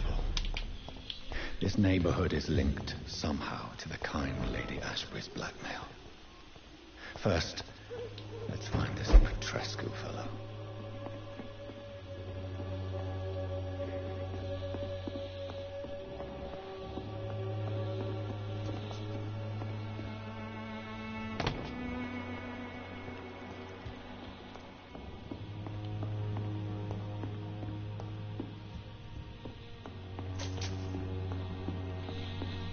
Was that supposed to go this way? Oh, no, I'm not even sure. I really don't even care.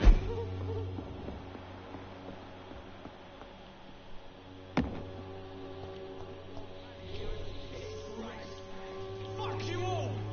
Fuck it all! Stop it now, Albert! Stop it!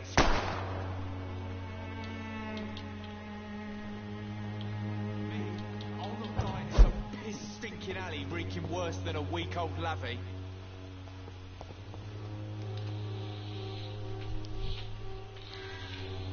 What? Shooting a boy in the middle of the street. Not the best thing to do, didn't you say? What? You saw what happened? Who are you?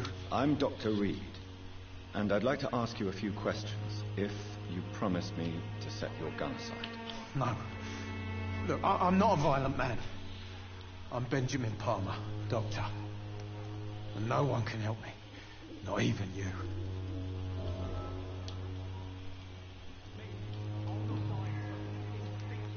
What can you tell me about this place? Nothing to say, really. This is where I used to live, and this is where I live now. You mean you used to have a better life? Yeah, I had a wife, a home, and a job. I even used to have a name. Now I'm just Ben. Ben the Tramp. You don't have anywhere to go? No family that would welcome you? Not since the death of my wife, Albert's mother. She was sick, you see. Long before the flu and all this shit. Perhaps you could focus for a moment and tell me your troubles. I'm sick, broke, and my son just stole my pills. Everything's coming up roses.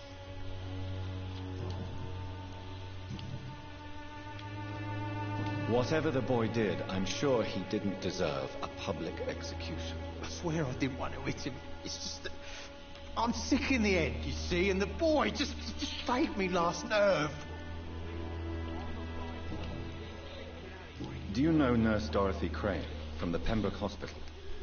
Have you heard anything? It's funny, I've been searching for her too. I need some pills. The woman is a phantom, if you ask me. Really? And why is that? Word is she ain't real. She's a cover for some doctor who runs an illegal dispensary for migrants. I have found a very interesting letter. Your son planned to prove his worth to the gang by stealing your medicine. Oh, I see. So the little bugger thought he could use his dad to build a reputation. The gang's recruiter was dead when I found him. Perhaps you should take better care of your son. I love my Albert, sir. Believe me. It's just... well, I'm an arsehole, I suppose. Anyway, thanks for the letter. This is for your trouble.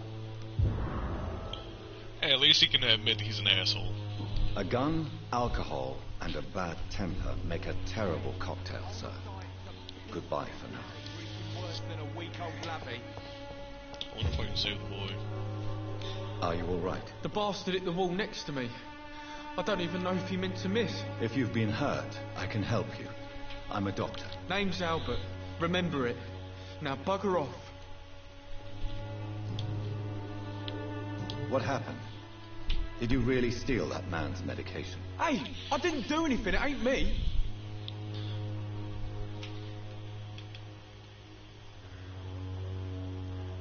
Medication and drugs are a rare commodity in East London.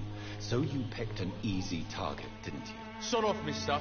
You ain't got no clue what's going on here. Bastard was a soldier in the war, so now he's got the right to shoot me. It's true. I'm not familiar with this part of town. Perhaps you could help me. I said sod off. Go find yourself another guide.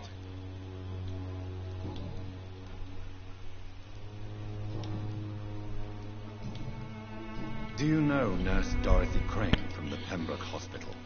If you know anything about her, I'd appreciate it. Never heard of her. She's pretty, I'll keep an eye out. So if she's pretty, I'll keep an eye out. Aye.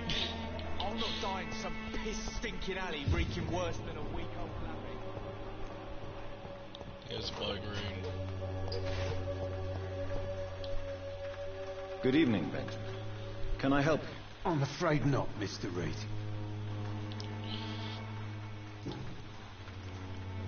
What is it, Benjamin? It was the war, wasn't it? Your nerves are shot, aren't they? I need some answers, Private. From one soldier to another. The doctors called me a liar. A coward. Put me in a straitjacket, locked me up. Finally, they sent me back to the front lines with a handful of tablets.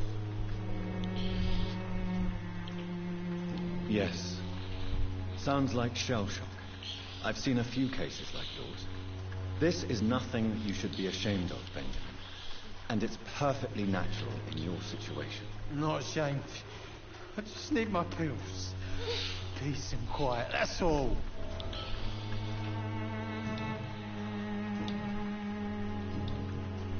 A gun, alcohol, and a bad temper make a terrible cocktail, sir.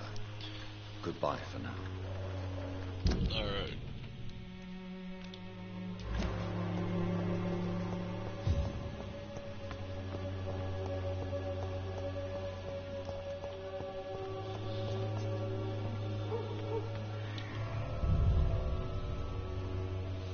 Go in, make him some migraine medicine, go out.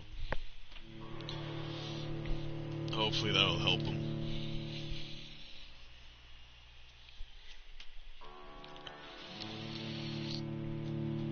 Hopefully I got the correct ingredients for migraine medication.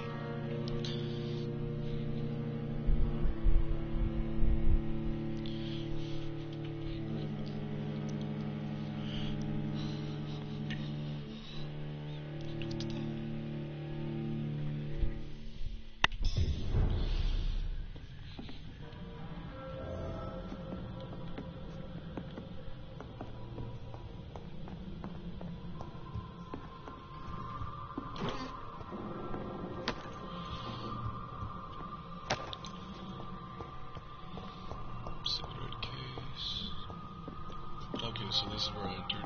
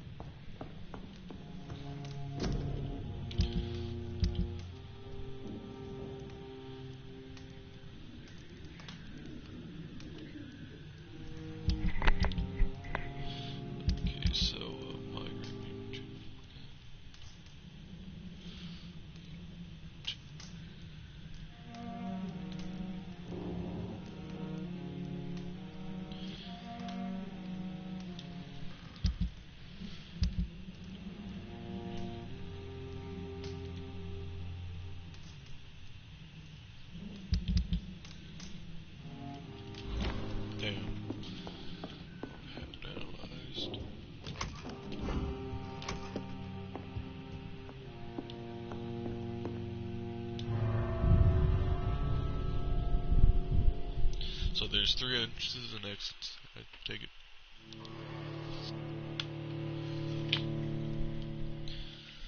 How long have we been alive for? 1 hour and 51 minutes.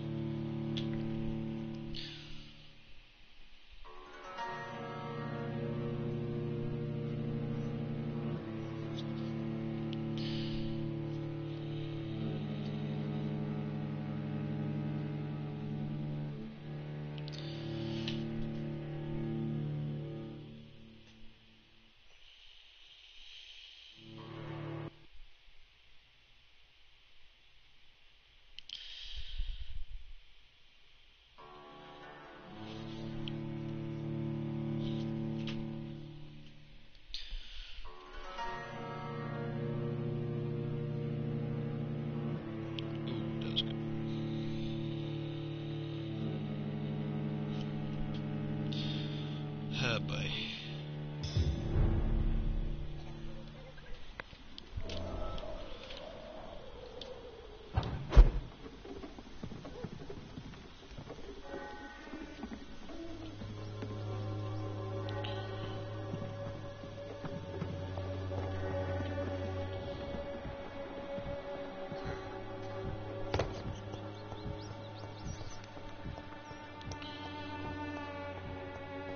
Something happened to your purse was dragged inside, I take it.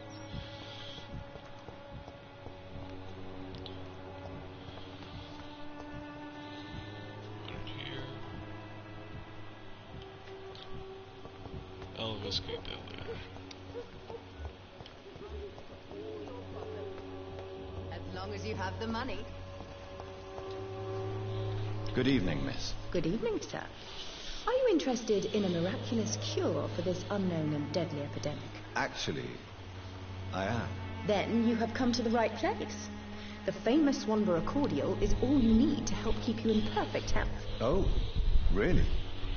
Why didn't I hear about it during my studies? I'm Jonathan Reed, by the way. Dr. Jonathan Reed. Ah, my brother has spoken of your research, sir. I'm Loretta Swanborough, and it's always a pleasure to meet a fellow healer.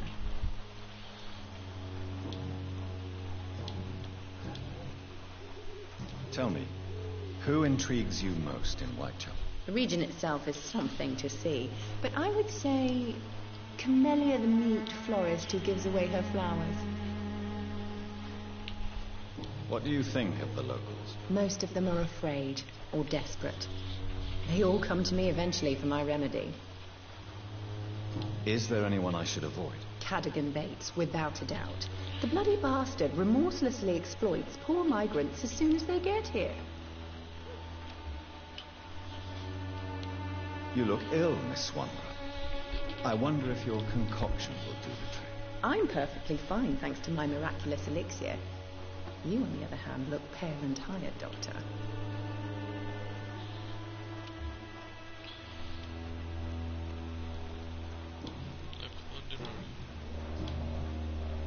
Tell me, who intrigues you most in Whitechapel?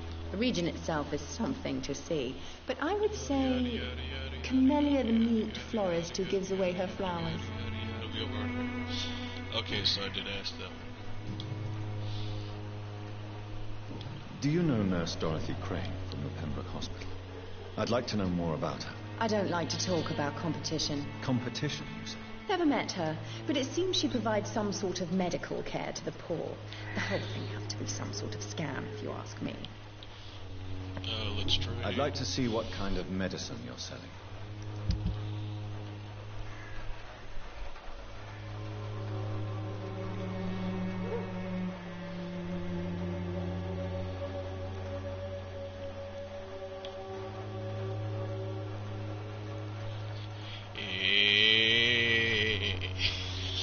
I'm sorry, I'm stupid.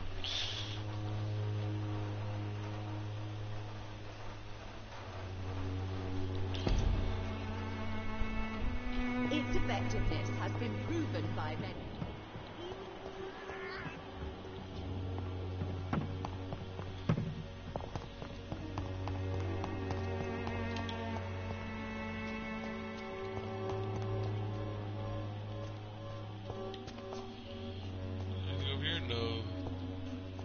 Playing tricks on me. A lot of people are talking about this Colossus. Good evening, sir. Do you remember me? If you're here for a reward, you'll be sorely disappointed. But I'll gladly shake the hand of a fellow countryman. I'm not here for a bounty. I'm a doctor.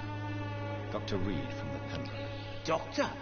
In Whitechapel? What an opportunity. My name's Bates. Cadogan Bates. Do you require assistance, Mr. Bates? Not me, but your skills could help a lot of people round here.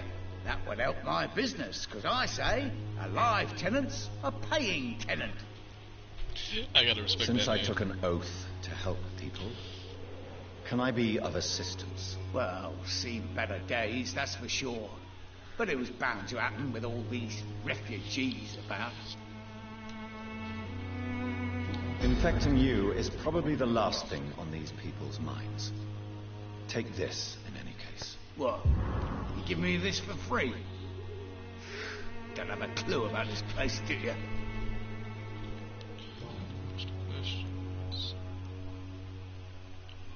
You seem to have recovered well since your attack. Do you ever think about what happened to you? Not much. It was a fucking nightmare. Savages, absolute bloody savages. Their appearance. Jesus. Made me want to puke. You'd better not come back here. I won't be around next time to save you.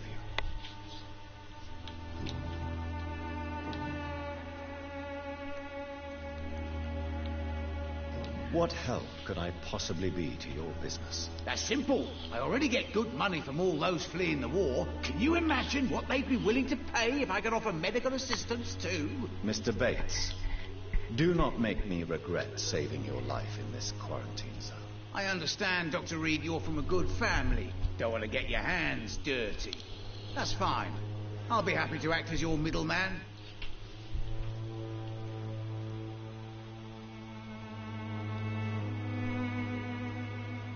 I've no interest in money. Perhaps one night I will visit you and take what I require. If that should happen, there will be no need for a middleman. So it's a no, then?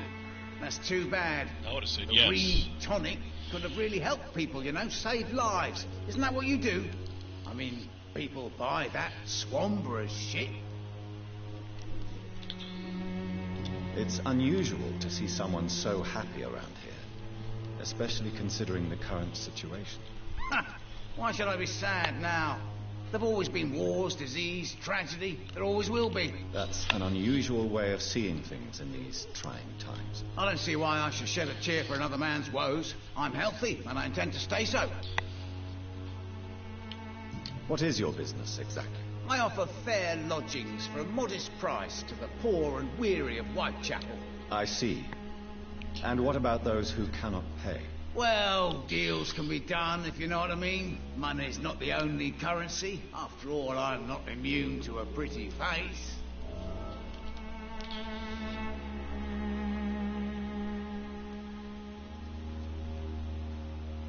In other words, you take advantage of these poor lost souls. Begging your pardon, I thought you was a man who could appreciate the complexity of the modern world.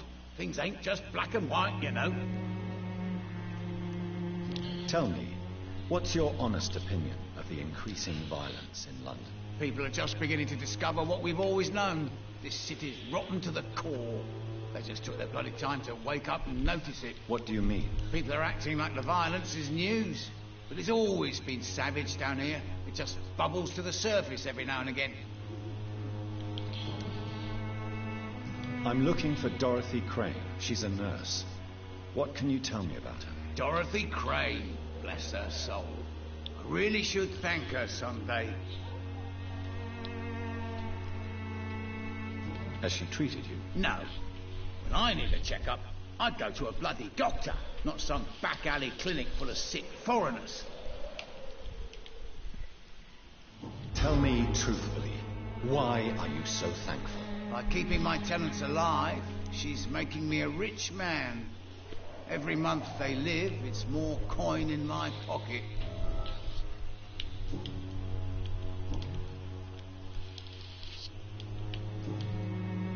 Goodbye, Mr. Bates. Up, leak.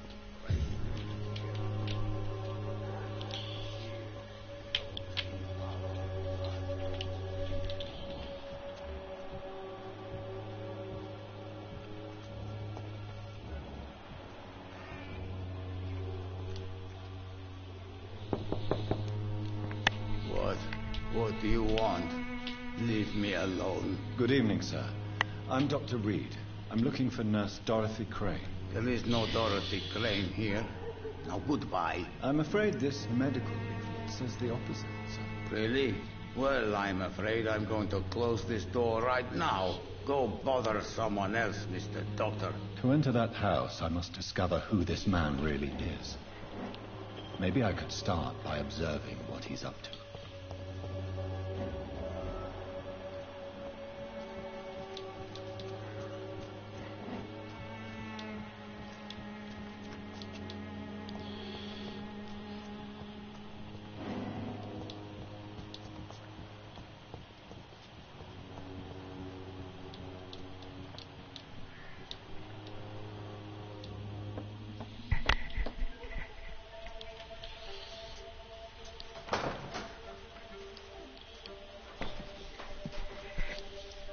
The strange man was at the door with the pass for our medical facility. I refused him entry. Darius, how could you know he didn't need our help? His clothes were too finely tailored to be for Whitechapel. Perhaps just a friend of that stray poet who is always about. Richard Nethercott? No, not of the same cloth, this man. I suspect some machination from that journalist. Clayton Darby. Is he still asking questions? Yes. I saw him drifting around St. Mary's Church. I swear he is tracking me just downwind.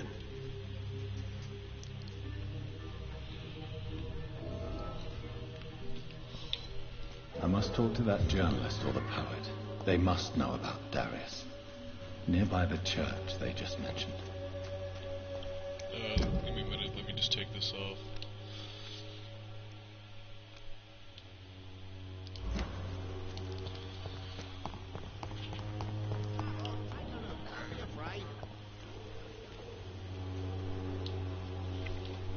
Welcome, sir. Please, take a browse of my wares. I am Dr. Reed. I would like to ask you a few questions, if you don't mind. Doctor? Interesting. I'm Barrett Lewis. Usually I don't have time to waste with talk, but at this hour of the night I can hardly refuse. Do you need help, sir? I only need you to purchase something from my shop, sir. How is business around here? Business? I have no business. Between this racket, theft, and customers getting scared, I'm losing money every day. I see. Sounds like you blame someone in particular for your situation. It's no secret Joe Peterson spends his time harassing merchants. But with me, he's trying to put me out of business once and for all. As a merchant, you see Whitechapel every day. Have you noticed anything out of the ordinary recently? What you mean besides the epidemic, the war, and all the usual crap? As long as I can remember, this part of town has been a bottomless pit, and no sign of the bottom yet. Violence is increasing in the borough. Yeah. A few nights ago, some blokes jumped me. Came out of one of the condemned workshops. Fever, madness, something like that. Where did this happen? Why did you go there? In the closed workshops nearby. I worked there as an apprentice in better days. Now I only go to find trinkets or tools. Too bad I was mugged, though. There was good money in that little box of loot I lost. Have you been hurt? No, but that's only because I ran like hell. Those men were raving lunatics, I tell you. Not even able to speak anymore, just screaming. That'll be interesting. I'll have to check it on that. There's a floor.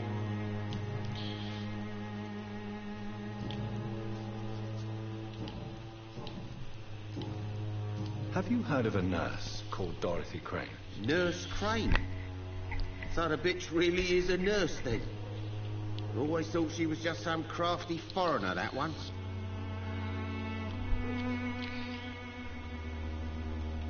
So she's trying to help her fellow immigrants.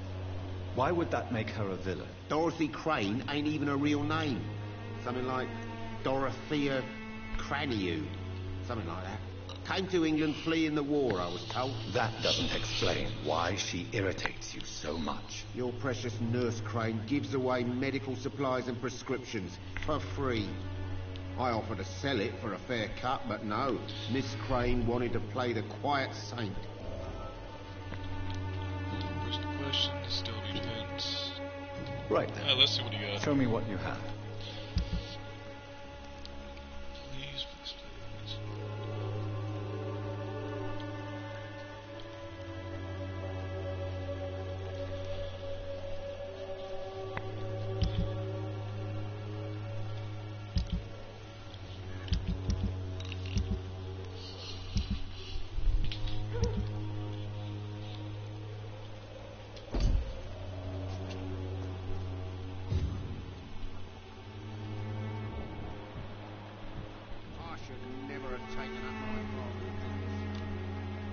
Excuse me, sir.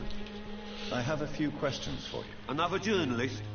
I didn't answer the first one, so piss off. I'm not a journalist, I'm a doctor. A doctor, you say? It's quite a rare breed in this part of town. Really? But still, here I am. Dr. Jonathan Reed, at your service. I'm Joe Peterson to some, but Colossus Joe to most. And I don't remember asking for your service, sir. May I ask what you do around here? I do whatever I want, and sometimes even more. Now sod off. According to you, physicians are scarce in this part of town. Why is that? Not familiar with this neighbourhood, are you?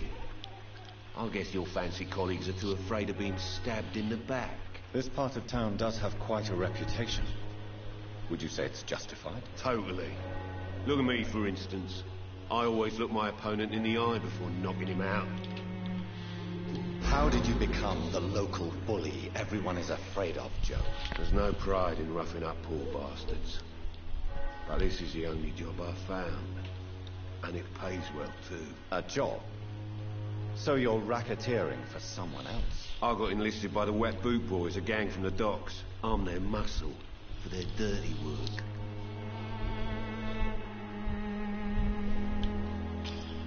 Most people don't become thugs when unemployed. This is a choice you've made. I don't care what you think, sir. I do what I have to do for my own reasons. And that's that. I'm not sure Mr. Lewis would agree with your by all means necessary philosophy, sir. Oh, do you really think he's the poor victim here? Barrett can be as sneaky as anyone. Long ago, I even called the bastard my best friend.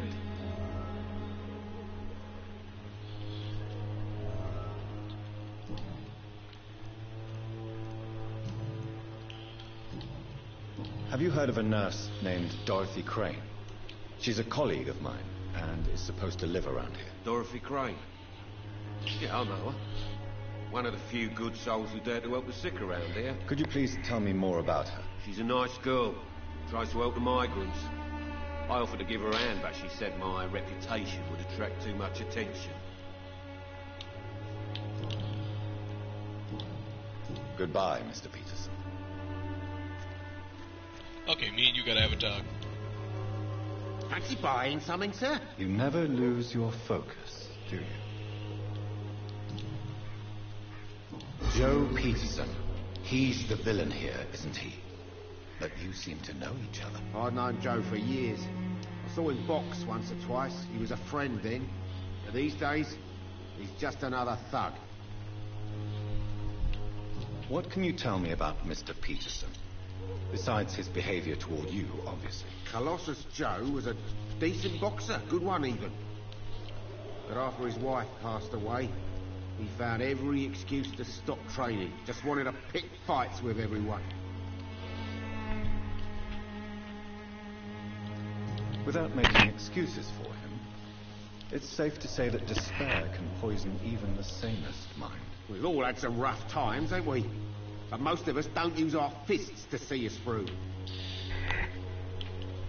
And no one has ever stood up to this thug. Nobody would be fool enough to stand against the Wet Boot Boy.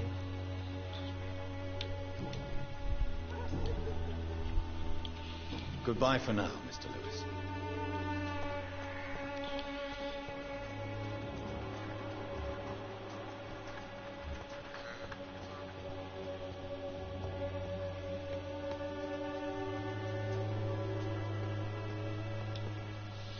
Forgive my interruption. Do not apologize, my son.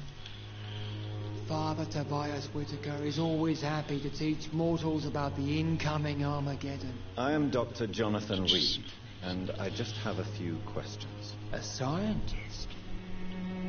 You are much more lost than I thought, my son.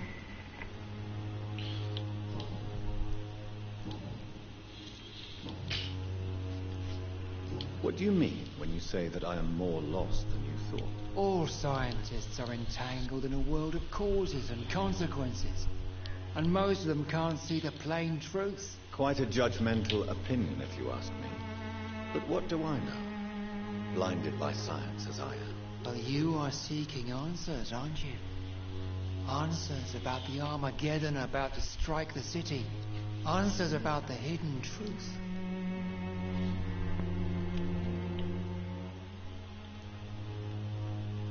I am. But the answers I seek are based on facts, not superstition. What do you mean when you say that I am more lost than you thought? All scientists are entangled in a world of causes and consequences. I know the hints I can. And most of them can't so that see way, the plain I can go truth. to Quite a judgmental get more opinion, blood if you points, and get But upgrade. what do I know? Blinded by science as I am. Well, you are seeking answers, aren't you? Answers about the Armageddon about to strike the city. Answers about the hidden truth. Well, I suppose I can spare a few minutes listening to your so-called truth. As a doctor, you must be aware of the decimating epidemic. But let me tell you that this so-called Spanish flu is just the beginning of the end. What do you mean? The beast is finally revealing itself, corrupting the flesh and the heart of men. With my own eyes I have seen them, those minions from the abyss. Really? And what would be your answer to this biblical threat?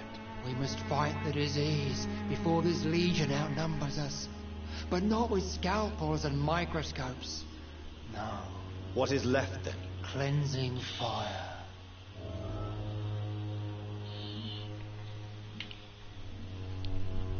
Tell me, Tobias, what exactly is your plan concerning the cleansing of this city? God will recognize his own. More than once this city has risen from the ashes, hardened and purified by the flames.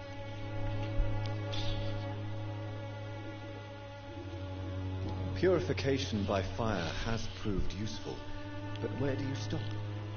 Burn the clothes? The buildings? The corpses? Worse? Your lack of faith is predictable. But my task is to convince rational minds like yours to see the light. This is God's will. You're mad and dangerous. You're nothing but a soulless butcher, a small-time Torquemada, the Savonarola of Whitechapel. My son, if you think salvation is a free gift, go listen to the lies of that pompous fool, Joseph. Joseph, a fool? Vicar Larrabee of St. Mary's Church. While he continues preaching his fraudulent redemption, more and more people die in the streets.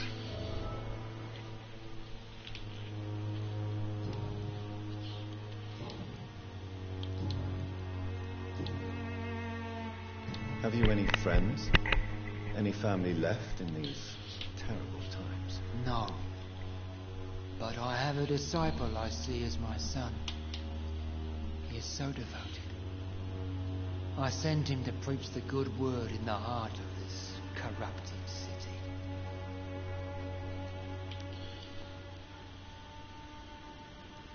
Where did you send him?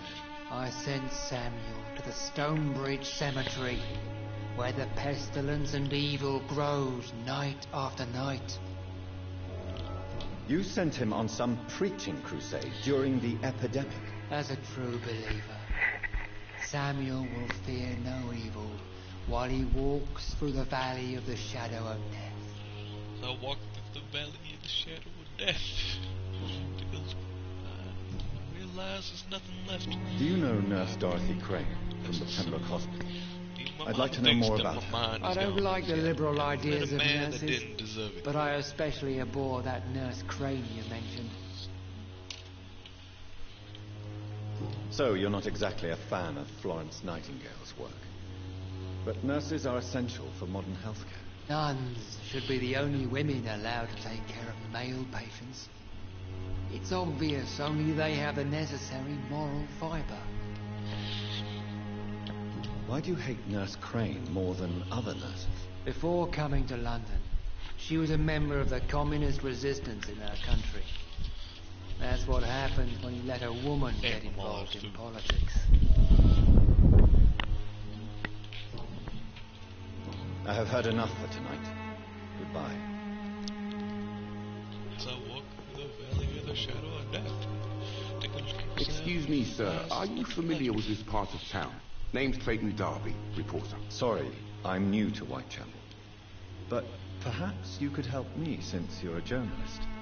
My name is Jonathan Reed. Dr. Reed, the famous surgeon. I'll gladly help if I'm able, sir.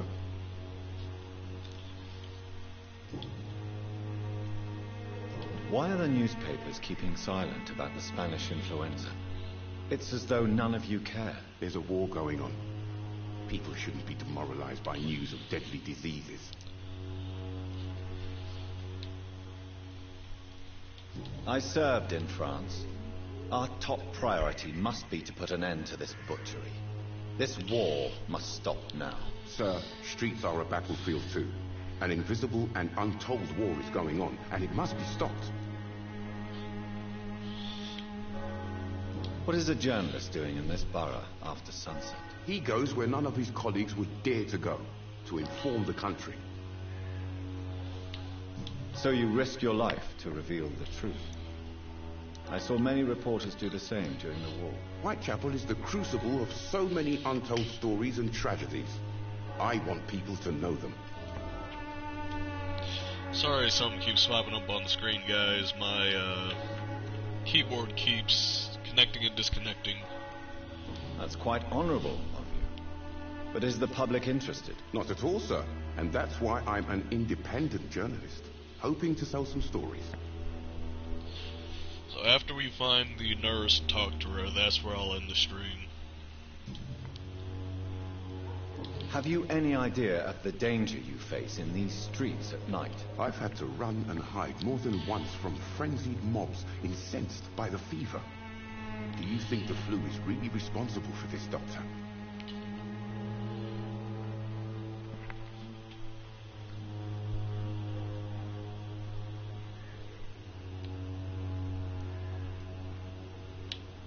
I'm convinced there is more at work here than a simple epidemic. Really? To be honest, I could say the same. Some of the sick I saw or heard of. My God, what happened to them?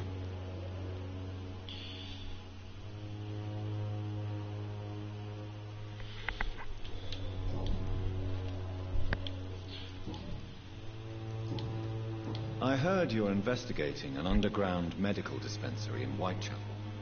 What do you know about it? Not much, I'm afraid. They are wary of strangers, and I'm not really an acquaintance of theirs. Why do you care?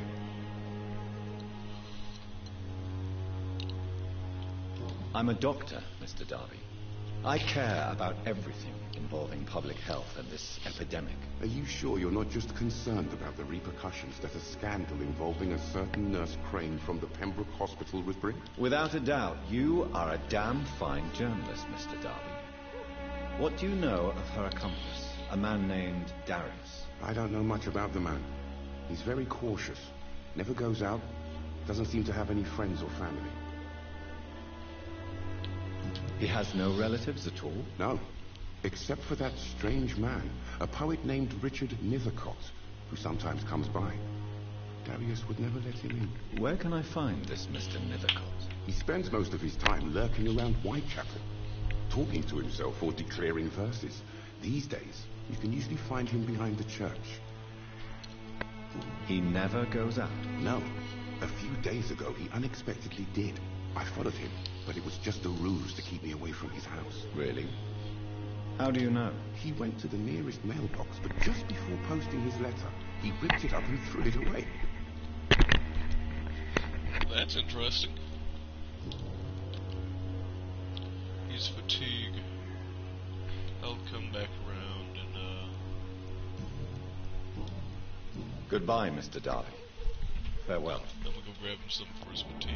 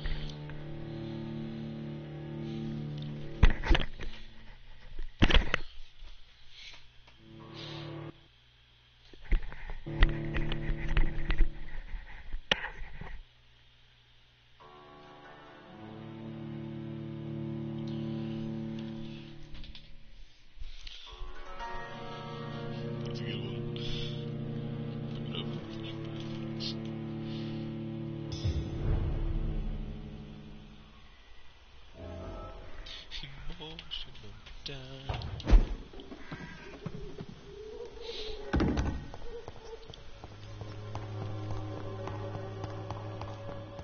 As long as you have the money.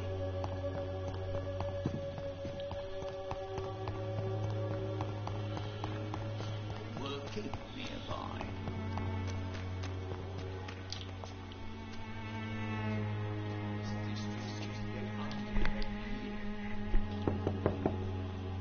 I must insist, sir. Please let me see Nurse Crane. I have no time for you, sir.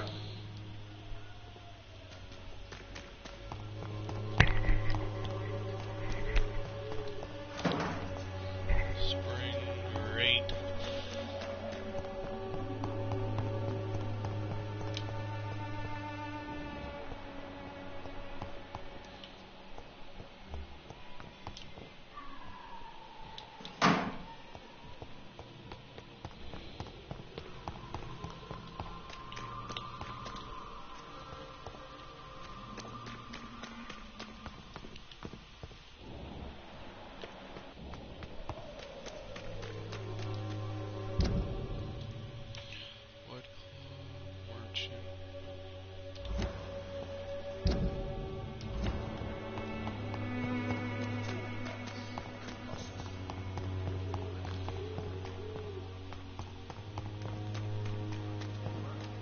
Joe, please.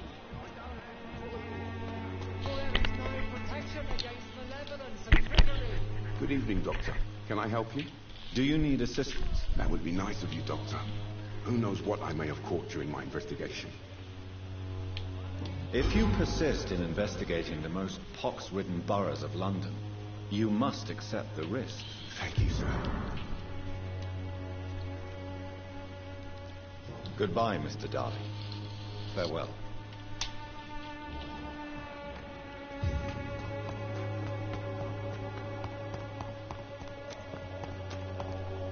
Pay me a glass and I'll be wjere.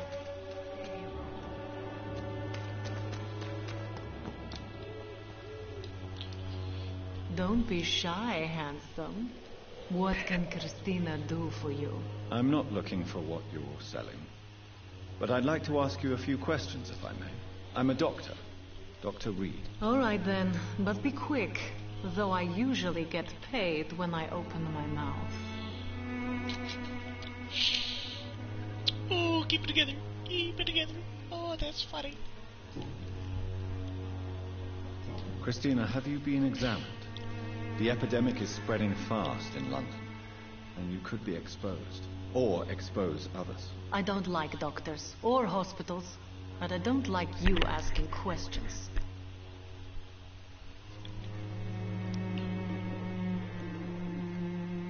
Considering your line of work, I assure you it is only a matter of time before you have health issues. If it is going to happen, it will happen.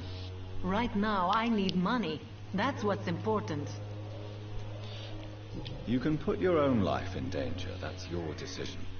But what about your clients? If you're contaminated, you will put them in danger too. And you think that would worry me? If you knew the men I deal with, their health would not be what you'd worry about. Clayton Darby claims he will expose the crisis in Whitechapel to all of London. Do you believe him? I believe Clayton's courage will erode with time, until he finally leaves Whitechapel to start another fight somewhere else. Why this skepticism? How can you speak about starvation if you've never been hungry? Or about poverty? Or anything else you have never suffered from? Are you talking from experience? I've seen your type come here to get a good fuck in a cheap room or a dark alley before going back to their fancy houses in the West End.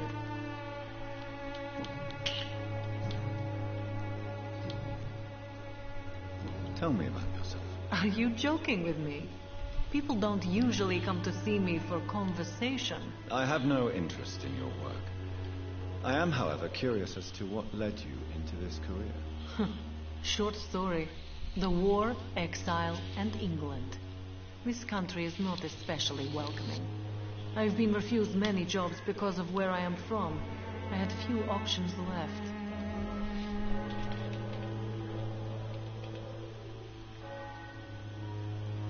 I'm sure you could have found another job, perhaps less lucrative. Maybe you should try again. And when exactly was the last time you looked for a job? Or worried about the rent, or what, or when you were going to eat? Do you know Nurse Dorothy Crane from the Pembroke Hospital? Anything you can tell me about her would be helpful. I don't know her, but I know her name is Dorothy Crane. She came from Romania like me and many others. You seem to respect her. Dorothea helps the sick people of Whitechapel. Everyone should respect that.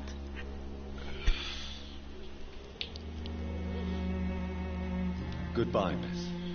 Take care of yourself as best you can. Fatigue! I knew I should have made two. Okay, let's go get this hooker some fatigue medicine.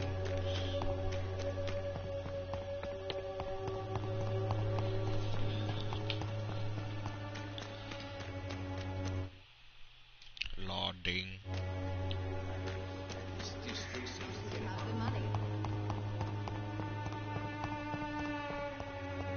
When science failed you, this And he got fucked up.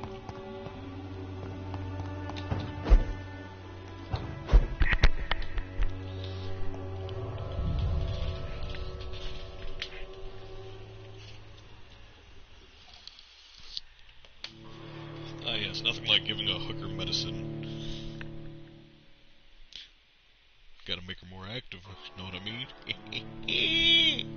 Might as well slip some Viagra in that bitch. I don't think she'd mind putting a little bit of Viagra in her drink.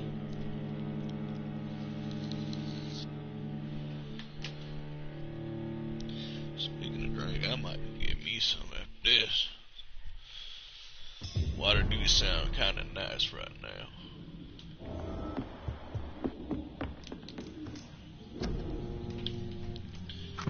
Alright.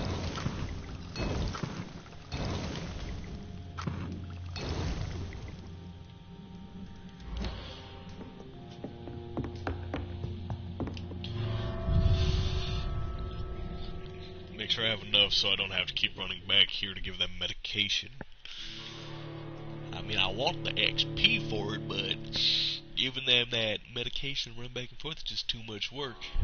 So, I'm making enough right now so I don't have to go back later. I swear to God, if one man has anemia, I'm gonna get upset. Cause I mean, I gotta run all the way back here after anemia medication, then go back to him. I might as well just let the motherfucker die.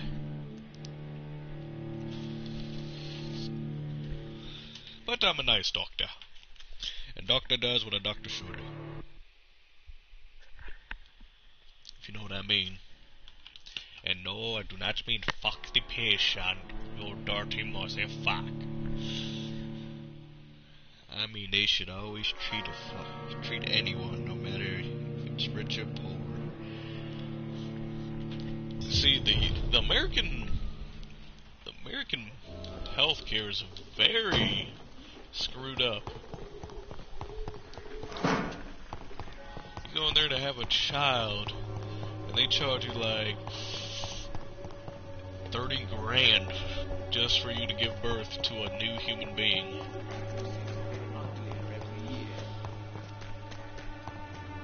It's just disgusting. You doing alright? Good. I don't have your money. Come on. You again? What do you want this time? Goodbye, Mr. Peterson.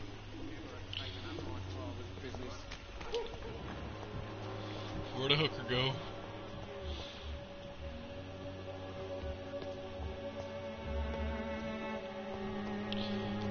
I'll leave justice. Hooker, come here. Get over here, you fucking slut. Good evening, Christina. Change your mind, Mr. Reed? Do you need any assistance, Miss Popper? It depends on the price of your medicine. I am shocked that you would think I am that sort of man. Forgive my suspicion. I'm so used to liars with good manners. Thank you, sir. Goodbye, miss. Take care of yourself as best you can. 2,300.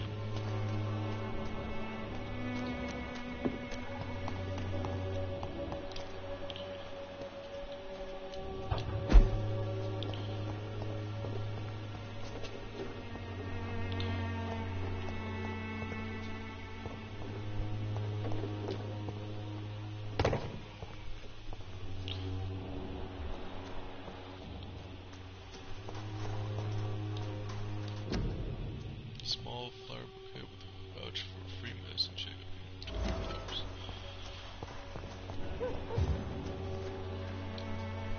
Good evening, miss. I'm take all Dr. that shit. I'd like to ask you a few questions. I know what you're thinking. A tall stranger who meets a girl in the street at night. It reeks of the penny dreadfuls. But I mean you no harm, truly. You might be mute. I know you understand what I'm saying. Your silence has nothing to do with you being mute, does it?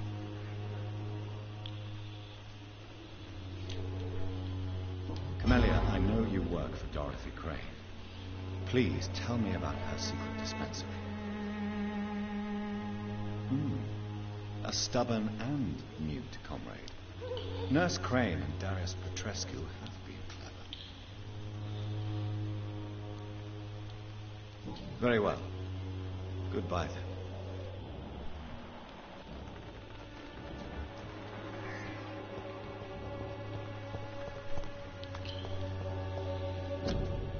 Quarantine, keep out of this area. Bars of Board of Health. Oh, that's influenza.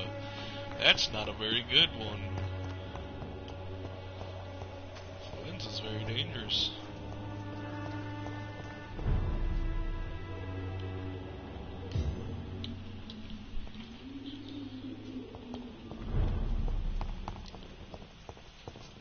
Do I go this way? No, I gotta go back. Okay. This way. It's locked, all right. Fuck.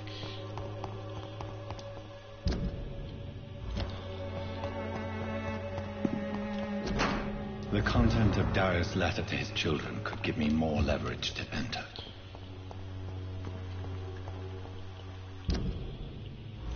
Okay. No, this way.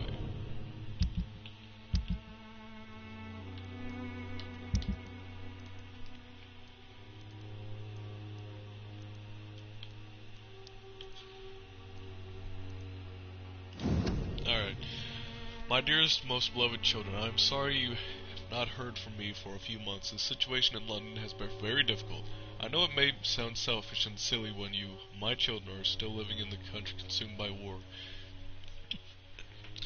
There are also war going on here in England, a war against poverty and against injustice. This is a war I intend to fight despite my advances. My advanced years. This is why I am writing to you today. I won't be coming back to Romania. This probably means I won't see you again before I die. Don't be sad, my darlings. You are grown up now, and you have children of your own. You know the sacrifice we sometimes must accept to make this world a better place. This is one I must make now. I feel useful one more time. I wish you a long, happy life. Kiss my grandchildren for me. And remember that your father loves you all the way from this cold, damp country. I am as ever your loving father, Darius Petrescu. Aw, how sweet.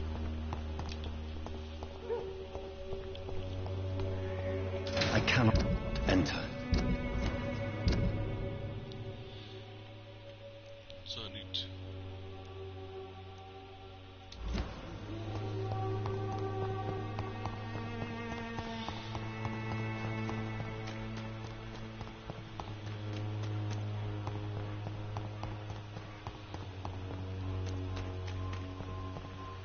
Oh no, I'm over here. Not where I want to be.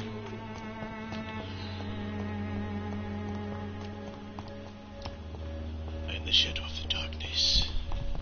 I am your daddy. Ah!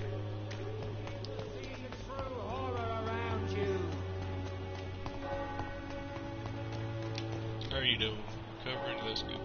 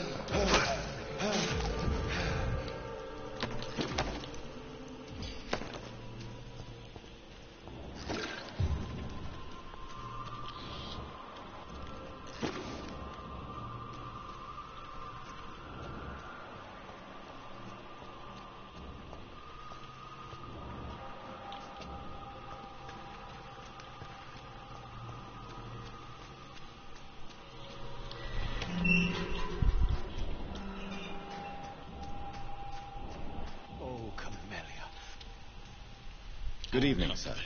I'm Dr. Reed. I would like to ask you a few questions. Please be my guest. Although I may not be the best informant regarding this part of town, my words speak about that which the eyes cannot see.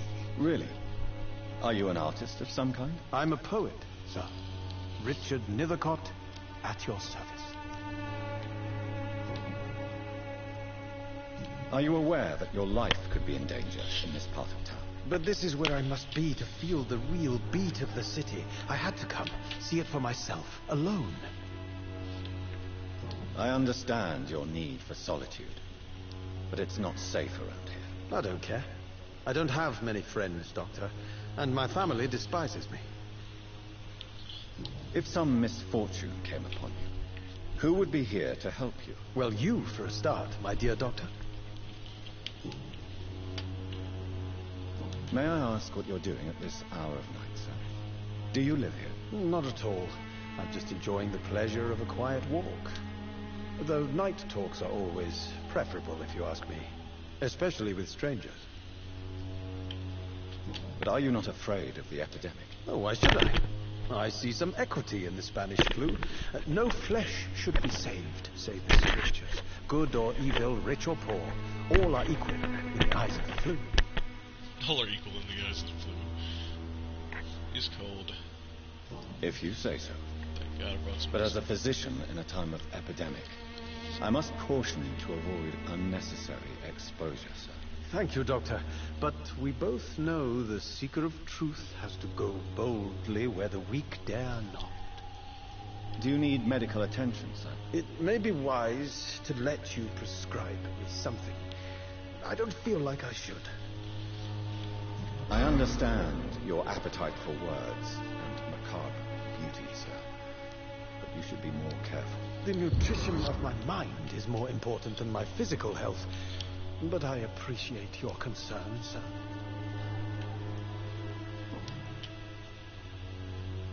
Tell me, Mr. Nethercott, why seek inspiration in Whitechapel? The place is not beautiful per se, but how to explain it? Stirring and challenging. In what way, exactly? The struggle by gaslight, the barren smiles and the arid hunger under the rain. If you say so. Such vibrant antagonism and vivid paradox.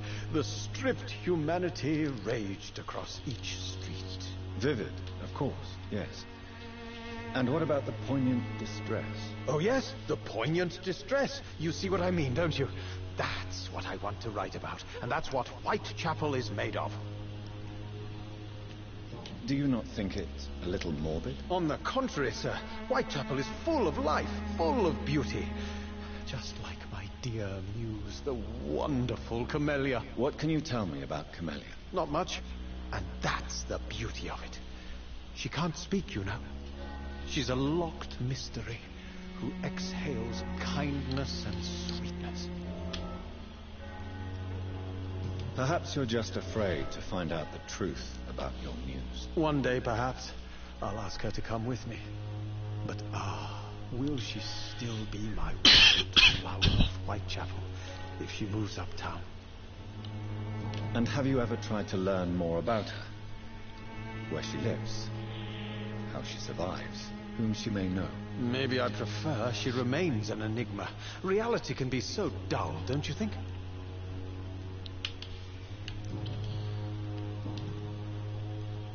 Did you know the mute florist is a member of a secret society? No, I didn't. But I thank you for this information, sir. For it only enriches the mystery surrounding the precious Camellia. Are you not curious? Is there not more you wish to know? That girl has not an ounce of malice in her. Whatever she may be hiding, it's certain to be for the benefit of most, if not all. I fear you are a hopeless romantic, Mr. Mythical. Guilty as charged, Dr. Reed.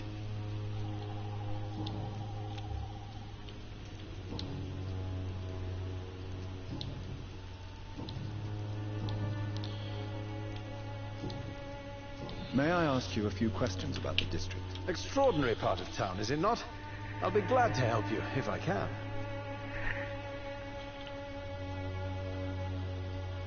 I'm looking for Dorothy Crane, a nurse who lives in this vicinity. Dorothy Crane.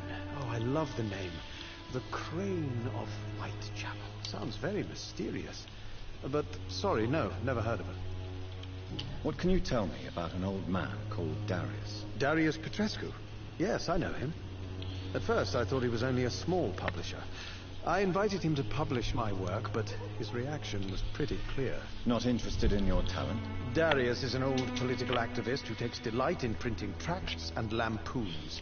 Those communist activities only require mediocre writing skills.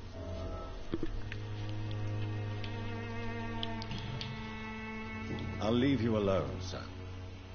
Darius is a bit less of a mystery now.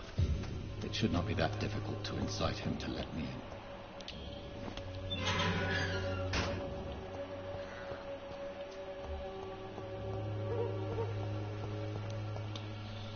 Hello again, miss.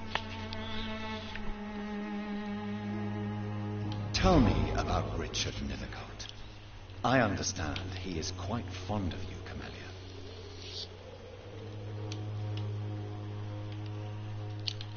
Very well. Goodbye, then. Why couldn't you just talk?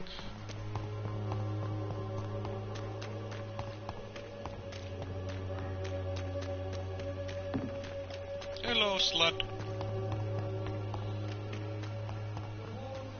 Oh, please, I don't have your money. Come on, Barrett, you know the game. You pay for peace of mind. Can't you just look the other way?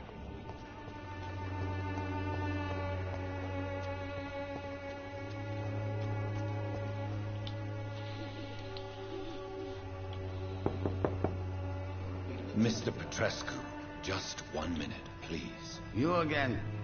Go away. Sir, wait. Stop this nonsense. I know Nurse Crane is here. Shall we speak man to man, you and I? All right. Speak up. Don't you see we're on the same side? We fight to help the poor, sick, and abandoned. I'm nothing like you, Mr. Doctor. Yes, you are. You too believe in providing medical care without charge. You know what we have to sacrifice to make the world a better place. I have to admit your words have conviction. All right, I'll let you see Dorothea. Don't make me regret this, though.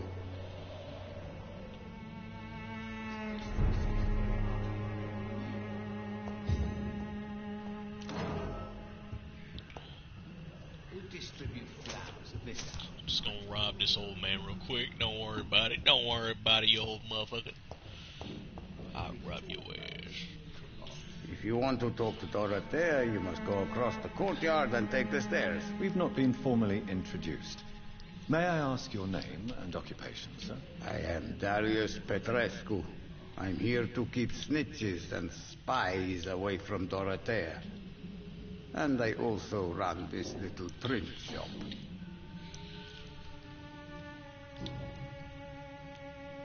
So Dorothy's real name is not Crane? Like myself and many people in this area, Dorothea is from occupied Romania. That's all you need to know. She seems important to the community. More than you can imagine. The West End does not want to hear of Whitechapel's misery.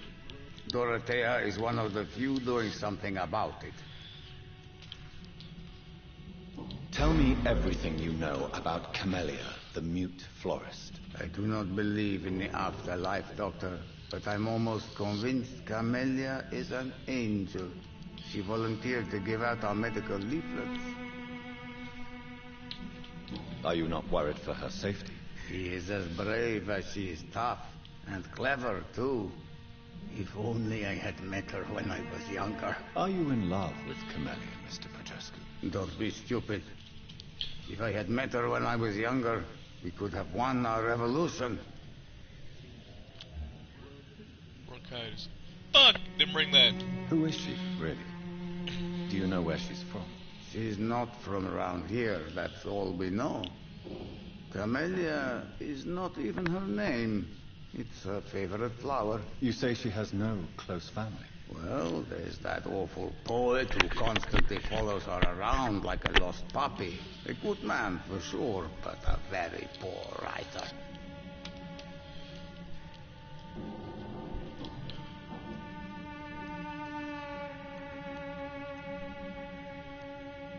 Tell me everything you know about Camellia, the mute florist. I do not believe in the afterlife, Doctor, but I'm almost convinced Camellia is an angel.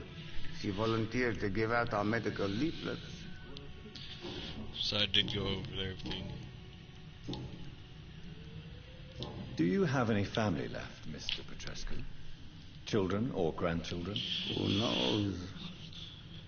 I have abandoned my people for so long, they might as well be dead. As dead as I am for them, I suppose. Don't be embarrassed, sir. If you must know, my own father disappeared many years ago, and I forgave him. It's quite awkward to talk about our families like this, but thank you, Dr. Reed.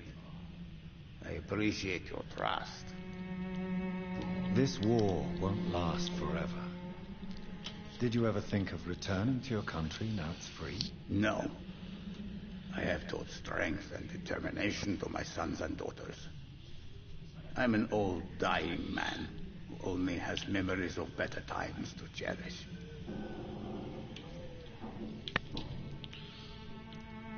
I know you fought for your country when it was occupied, Darius.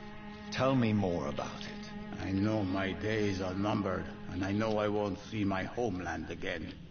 But I fought for Romania all my life, and I will until my last breath. But Romania escaped the grasp of the Austro-Hungarian Empire. It's a free country again. But it's not the country I fought for. My homeland is not appeased, Doctor. And I still see a dark future ahead for my people. How did you meet Nurse Crane, Darius? Why does she trust you? I'm her oldest friend in England. Dorothea and I share many ideas about this country and about the country we left. You mean occupied Romania, don't you? Even if not directly, I fought against your enemies. Really? Then perhaps you have more in common with Dorothea than meets the eye, Dr. Reed. Goodbye, Mr. Petrescu. Bronchitis. Before I forget, I'm gonna go make his medicine. Loading screen will be right here. No? Okay. Oh, maybe it's if I'm only coming back. I don't know.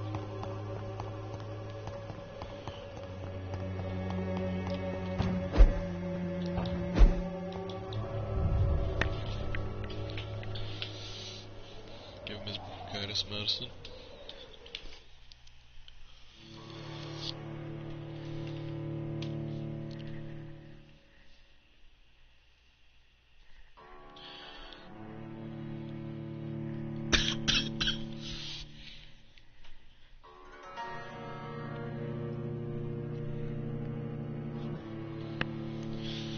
So far this game is very interesting. I do love having the medicine for people who need it.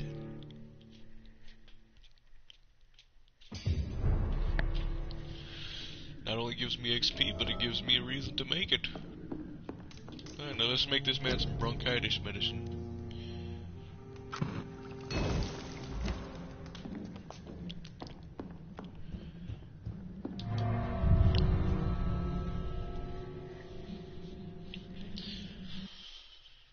Make the man his bronchitis medicine, talk to the doctor, and we'll end the stream there. But first I'll level up before I end the stream.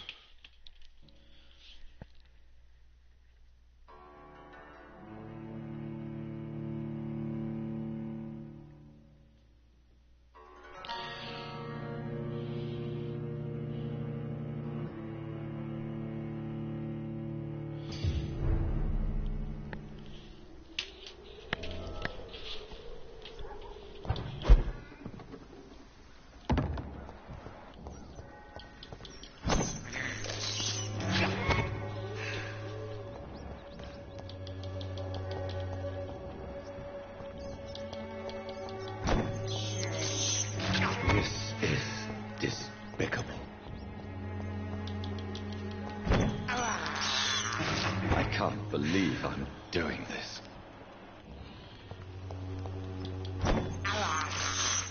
This is despicable.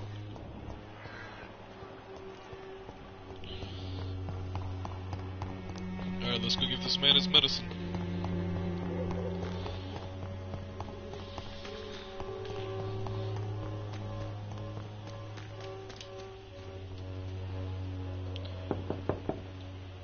Hello, Mr. Petrescu.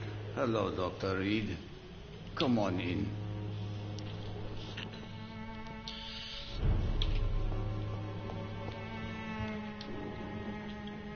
Yes? Do you need some help, Mr. Petrescu? I am very tired, but that is all. I don't need you, Doctor. Well, I think you do. Take this, and you'll feel better. Free drugs from an English doctor. It must be my lucky day. Goodbye, Mr. Petrescu. So I go out this way. Search around real quick, see if I can find anything. That'll come in handy later, so I don't have to keep going up to this man, knocking on the door.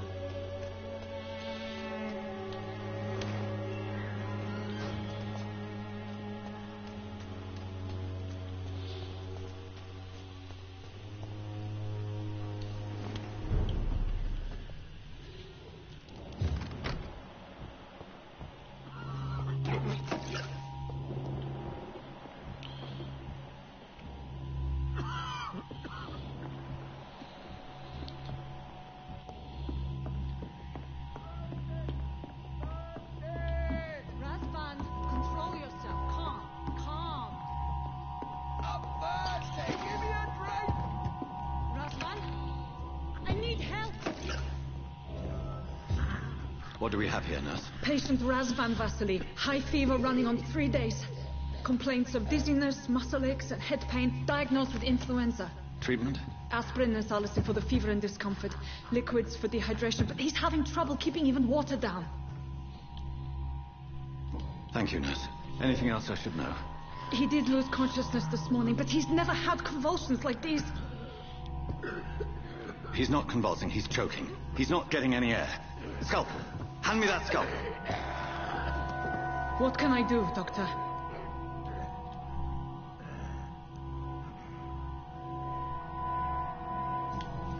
It's too dangerous to operate with these convulsions.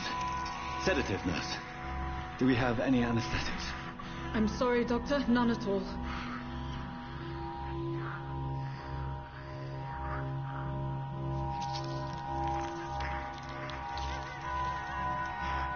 I need to perform a tracheostomy. Short pipe. That rubber tube will do. We're going to cut a passage for air through the neck. Yes, Doctor. He's breathing again, but he's coughing up blood. Internal hemorrhaging. I need to make another incision into the chest cavity to drain the fluids from the lung. Prepare another tube. A thoracostomy? Doctor, we've nothing to fight the infection. We need an aseptic environment. Right then, Nurse Crane. What do you suggest we do? I've no idea. I'm not the doctor. Time is of the essence. We need to perform a thoracic drain. Yes, Doctor.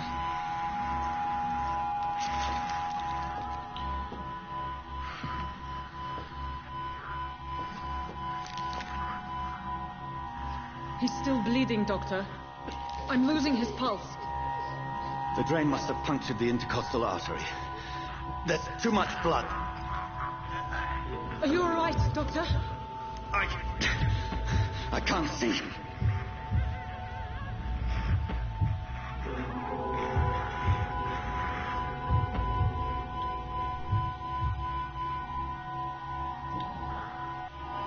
I must first suture the artery. Find the wound. The source of the blood. Needle and thread, Doctor. Good. The stitches are holding. How's he doing? We're losing him. We've lost his pulse. He's dying, Doctor.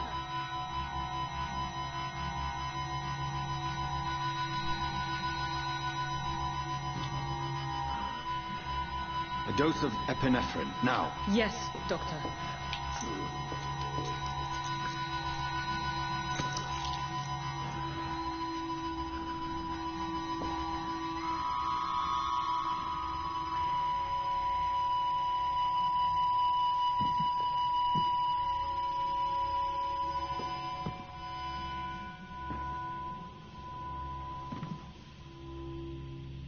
We've lost the pulse. He's gone, Doctor. Nurse, we did everything we could. Truly? Everything you could. Is that how you'll report this in your log? Is this how the war went? Piling up one poor corpse beside the next? This was not an influenza-induced seizure. I've never seen symptoms like these on the continent. Neither have I. But the previous symptoms leading up to this attack were the same, indistinguishable from the epidemic. No. There was something more vile in these reactions. Something primitive. There have been numerous reports of mental breakdowns caused by the fever that accompanies the flu itself, Doctor. Yes, but I'd best take some samples of the blood for analysis.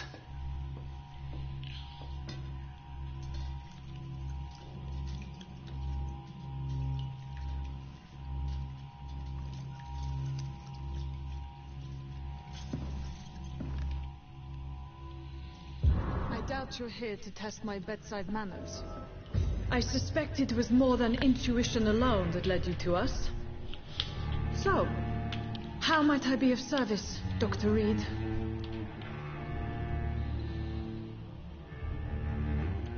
I've come to put an end to this insufferable blackmailing, Dorothy.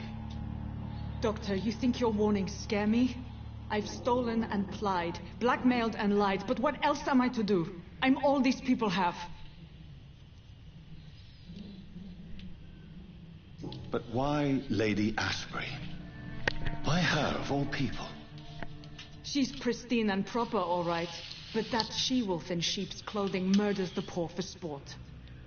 I have her where she belongs, and I'll milk her for all she's got. Dr. Swansea is a sensible and honest man. He wouldn't have refused your friend's care at Pembroke. It's easy for you to say, Doctor. These people cannot go to the police, nor to the hospital. They don't even speak English. They depend on me for everything. So, the end justifies the means. Is that your defense? I know you're kind, Doctor. Just another fine-heeled, silver-spooned gentleman who was given the world on a platter. You know nothing of poverty.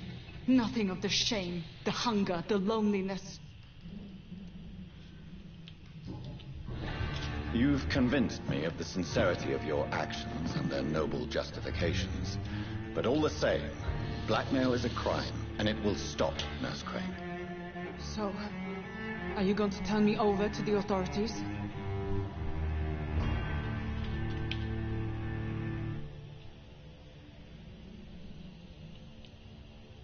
Listen very carefully, Dorothy. You will erase from your memory everything you pretend to know about Lady Ashbury and Pembroke Hospital. Let that rich bitch off the hook over my dead Nurse body. Crane, enough. Listen as if your life depended on every word. I know you've a generous heart who gives freely to those in need, but you shall walk away from the shadier streets of your business. I will never abandon... Dorothy, the discussion has come to a close. Your clandestine activities in the Resistance are over. Let it go. I'll let it go. Yes. All gone.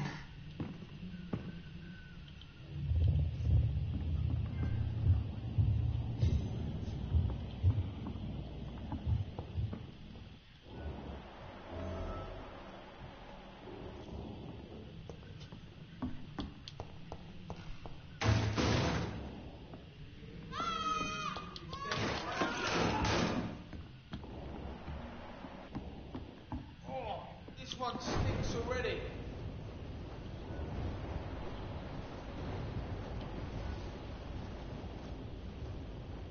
There's one of them. Watch yourself.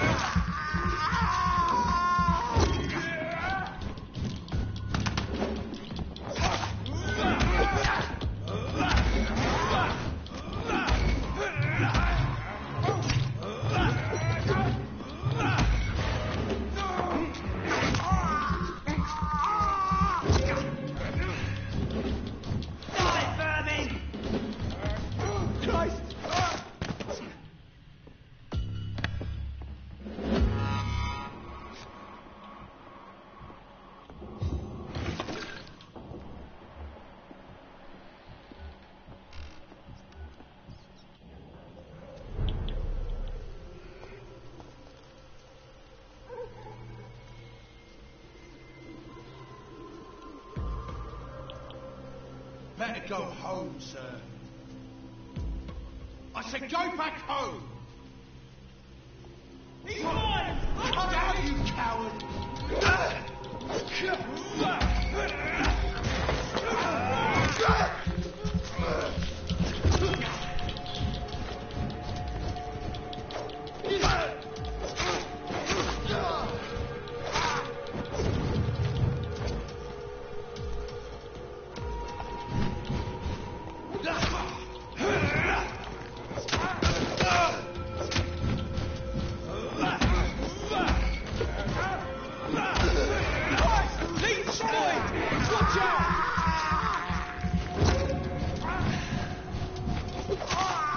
Filthy piece of shit!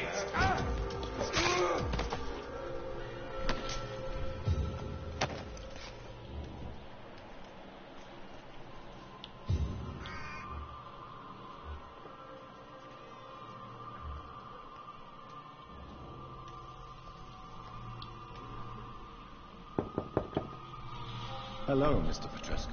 Hello, Dr. Reed. Come on in.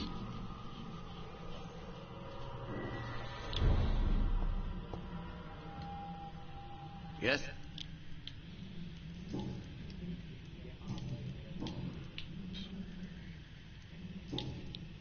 Goodbye, Mr. Petrescu.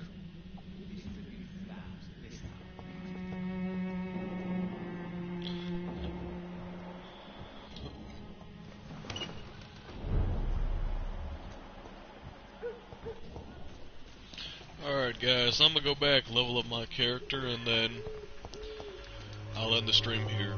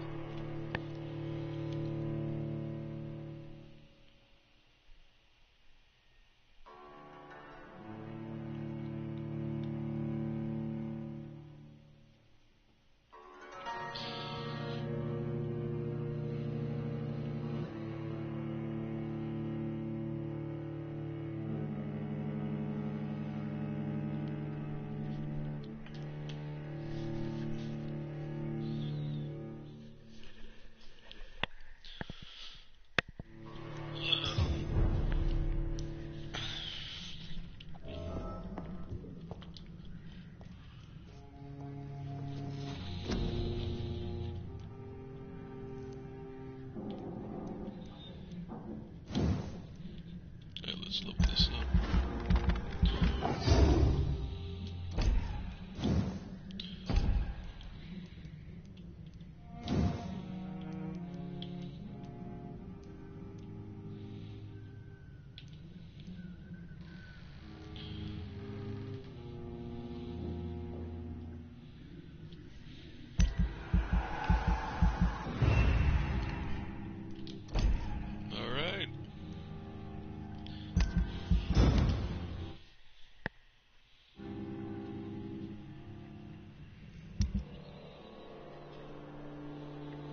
Reports of mysterious disappearances have escalated in the past weeks. It has reached the point where witnesses have to queue before recounting their testimonies to an officer. QAQ? Don't know what that means. Although this phenomenon has appeared to be a nationwide occurrence, the statements of the last 24 hours have converged around a single area in this country, Whitechapel, London. Yes, once more the despised and loathed the East End is left to struggle on its own. Continuously overlooked by the authorities, even while numerous families from this district report the unexplained disappearances of relatives, the neighbors. What has happened to these missing individuals? Where are they? The only link between them seemed to be their health and their need for urgent medical attention. Until recently, it was a local secret that the only place to get help was a discreet dispensary managed by an unidentified Good Samaritan. But this place now seems to be closed, and no one has any news from that facility. Did the missing reasons go for a more secret place? Have they discreetly moved to a more official service? One day soon, London City Council Board of Health will have to answer for this new mystery. EW. That was interesting.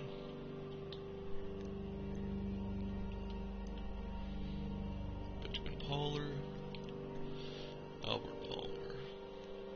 I'll have to find these guys. Benjamin has migraine. He has fatigue.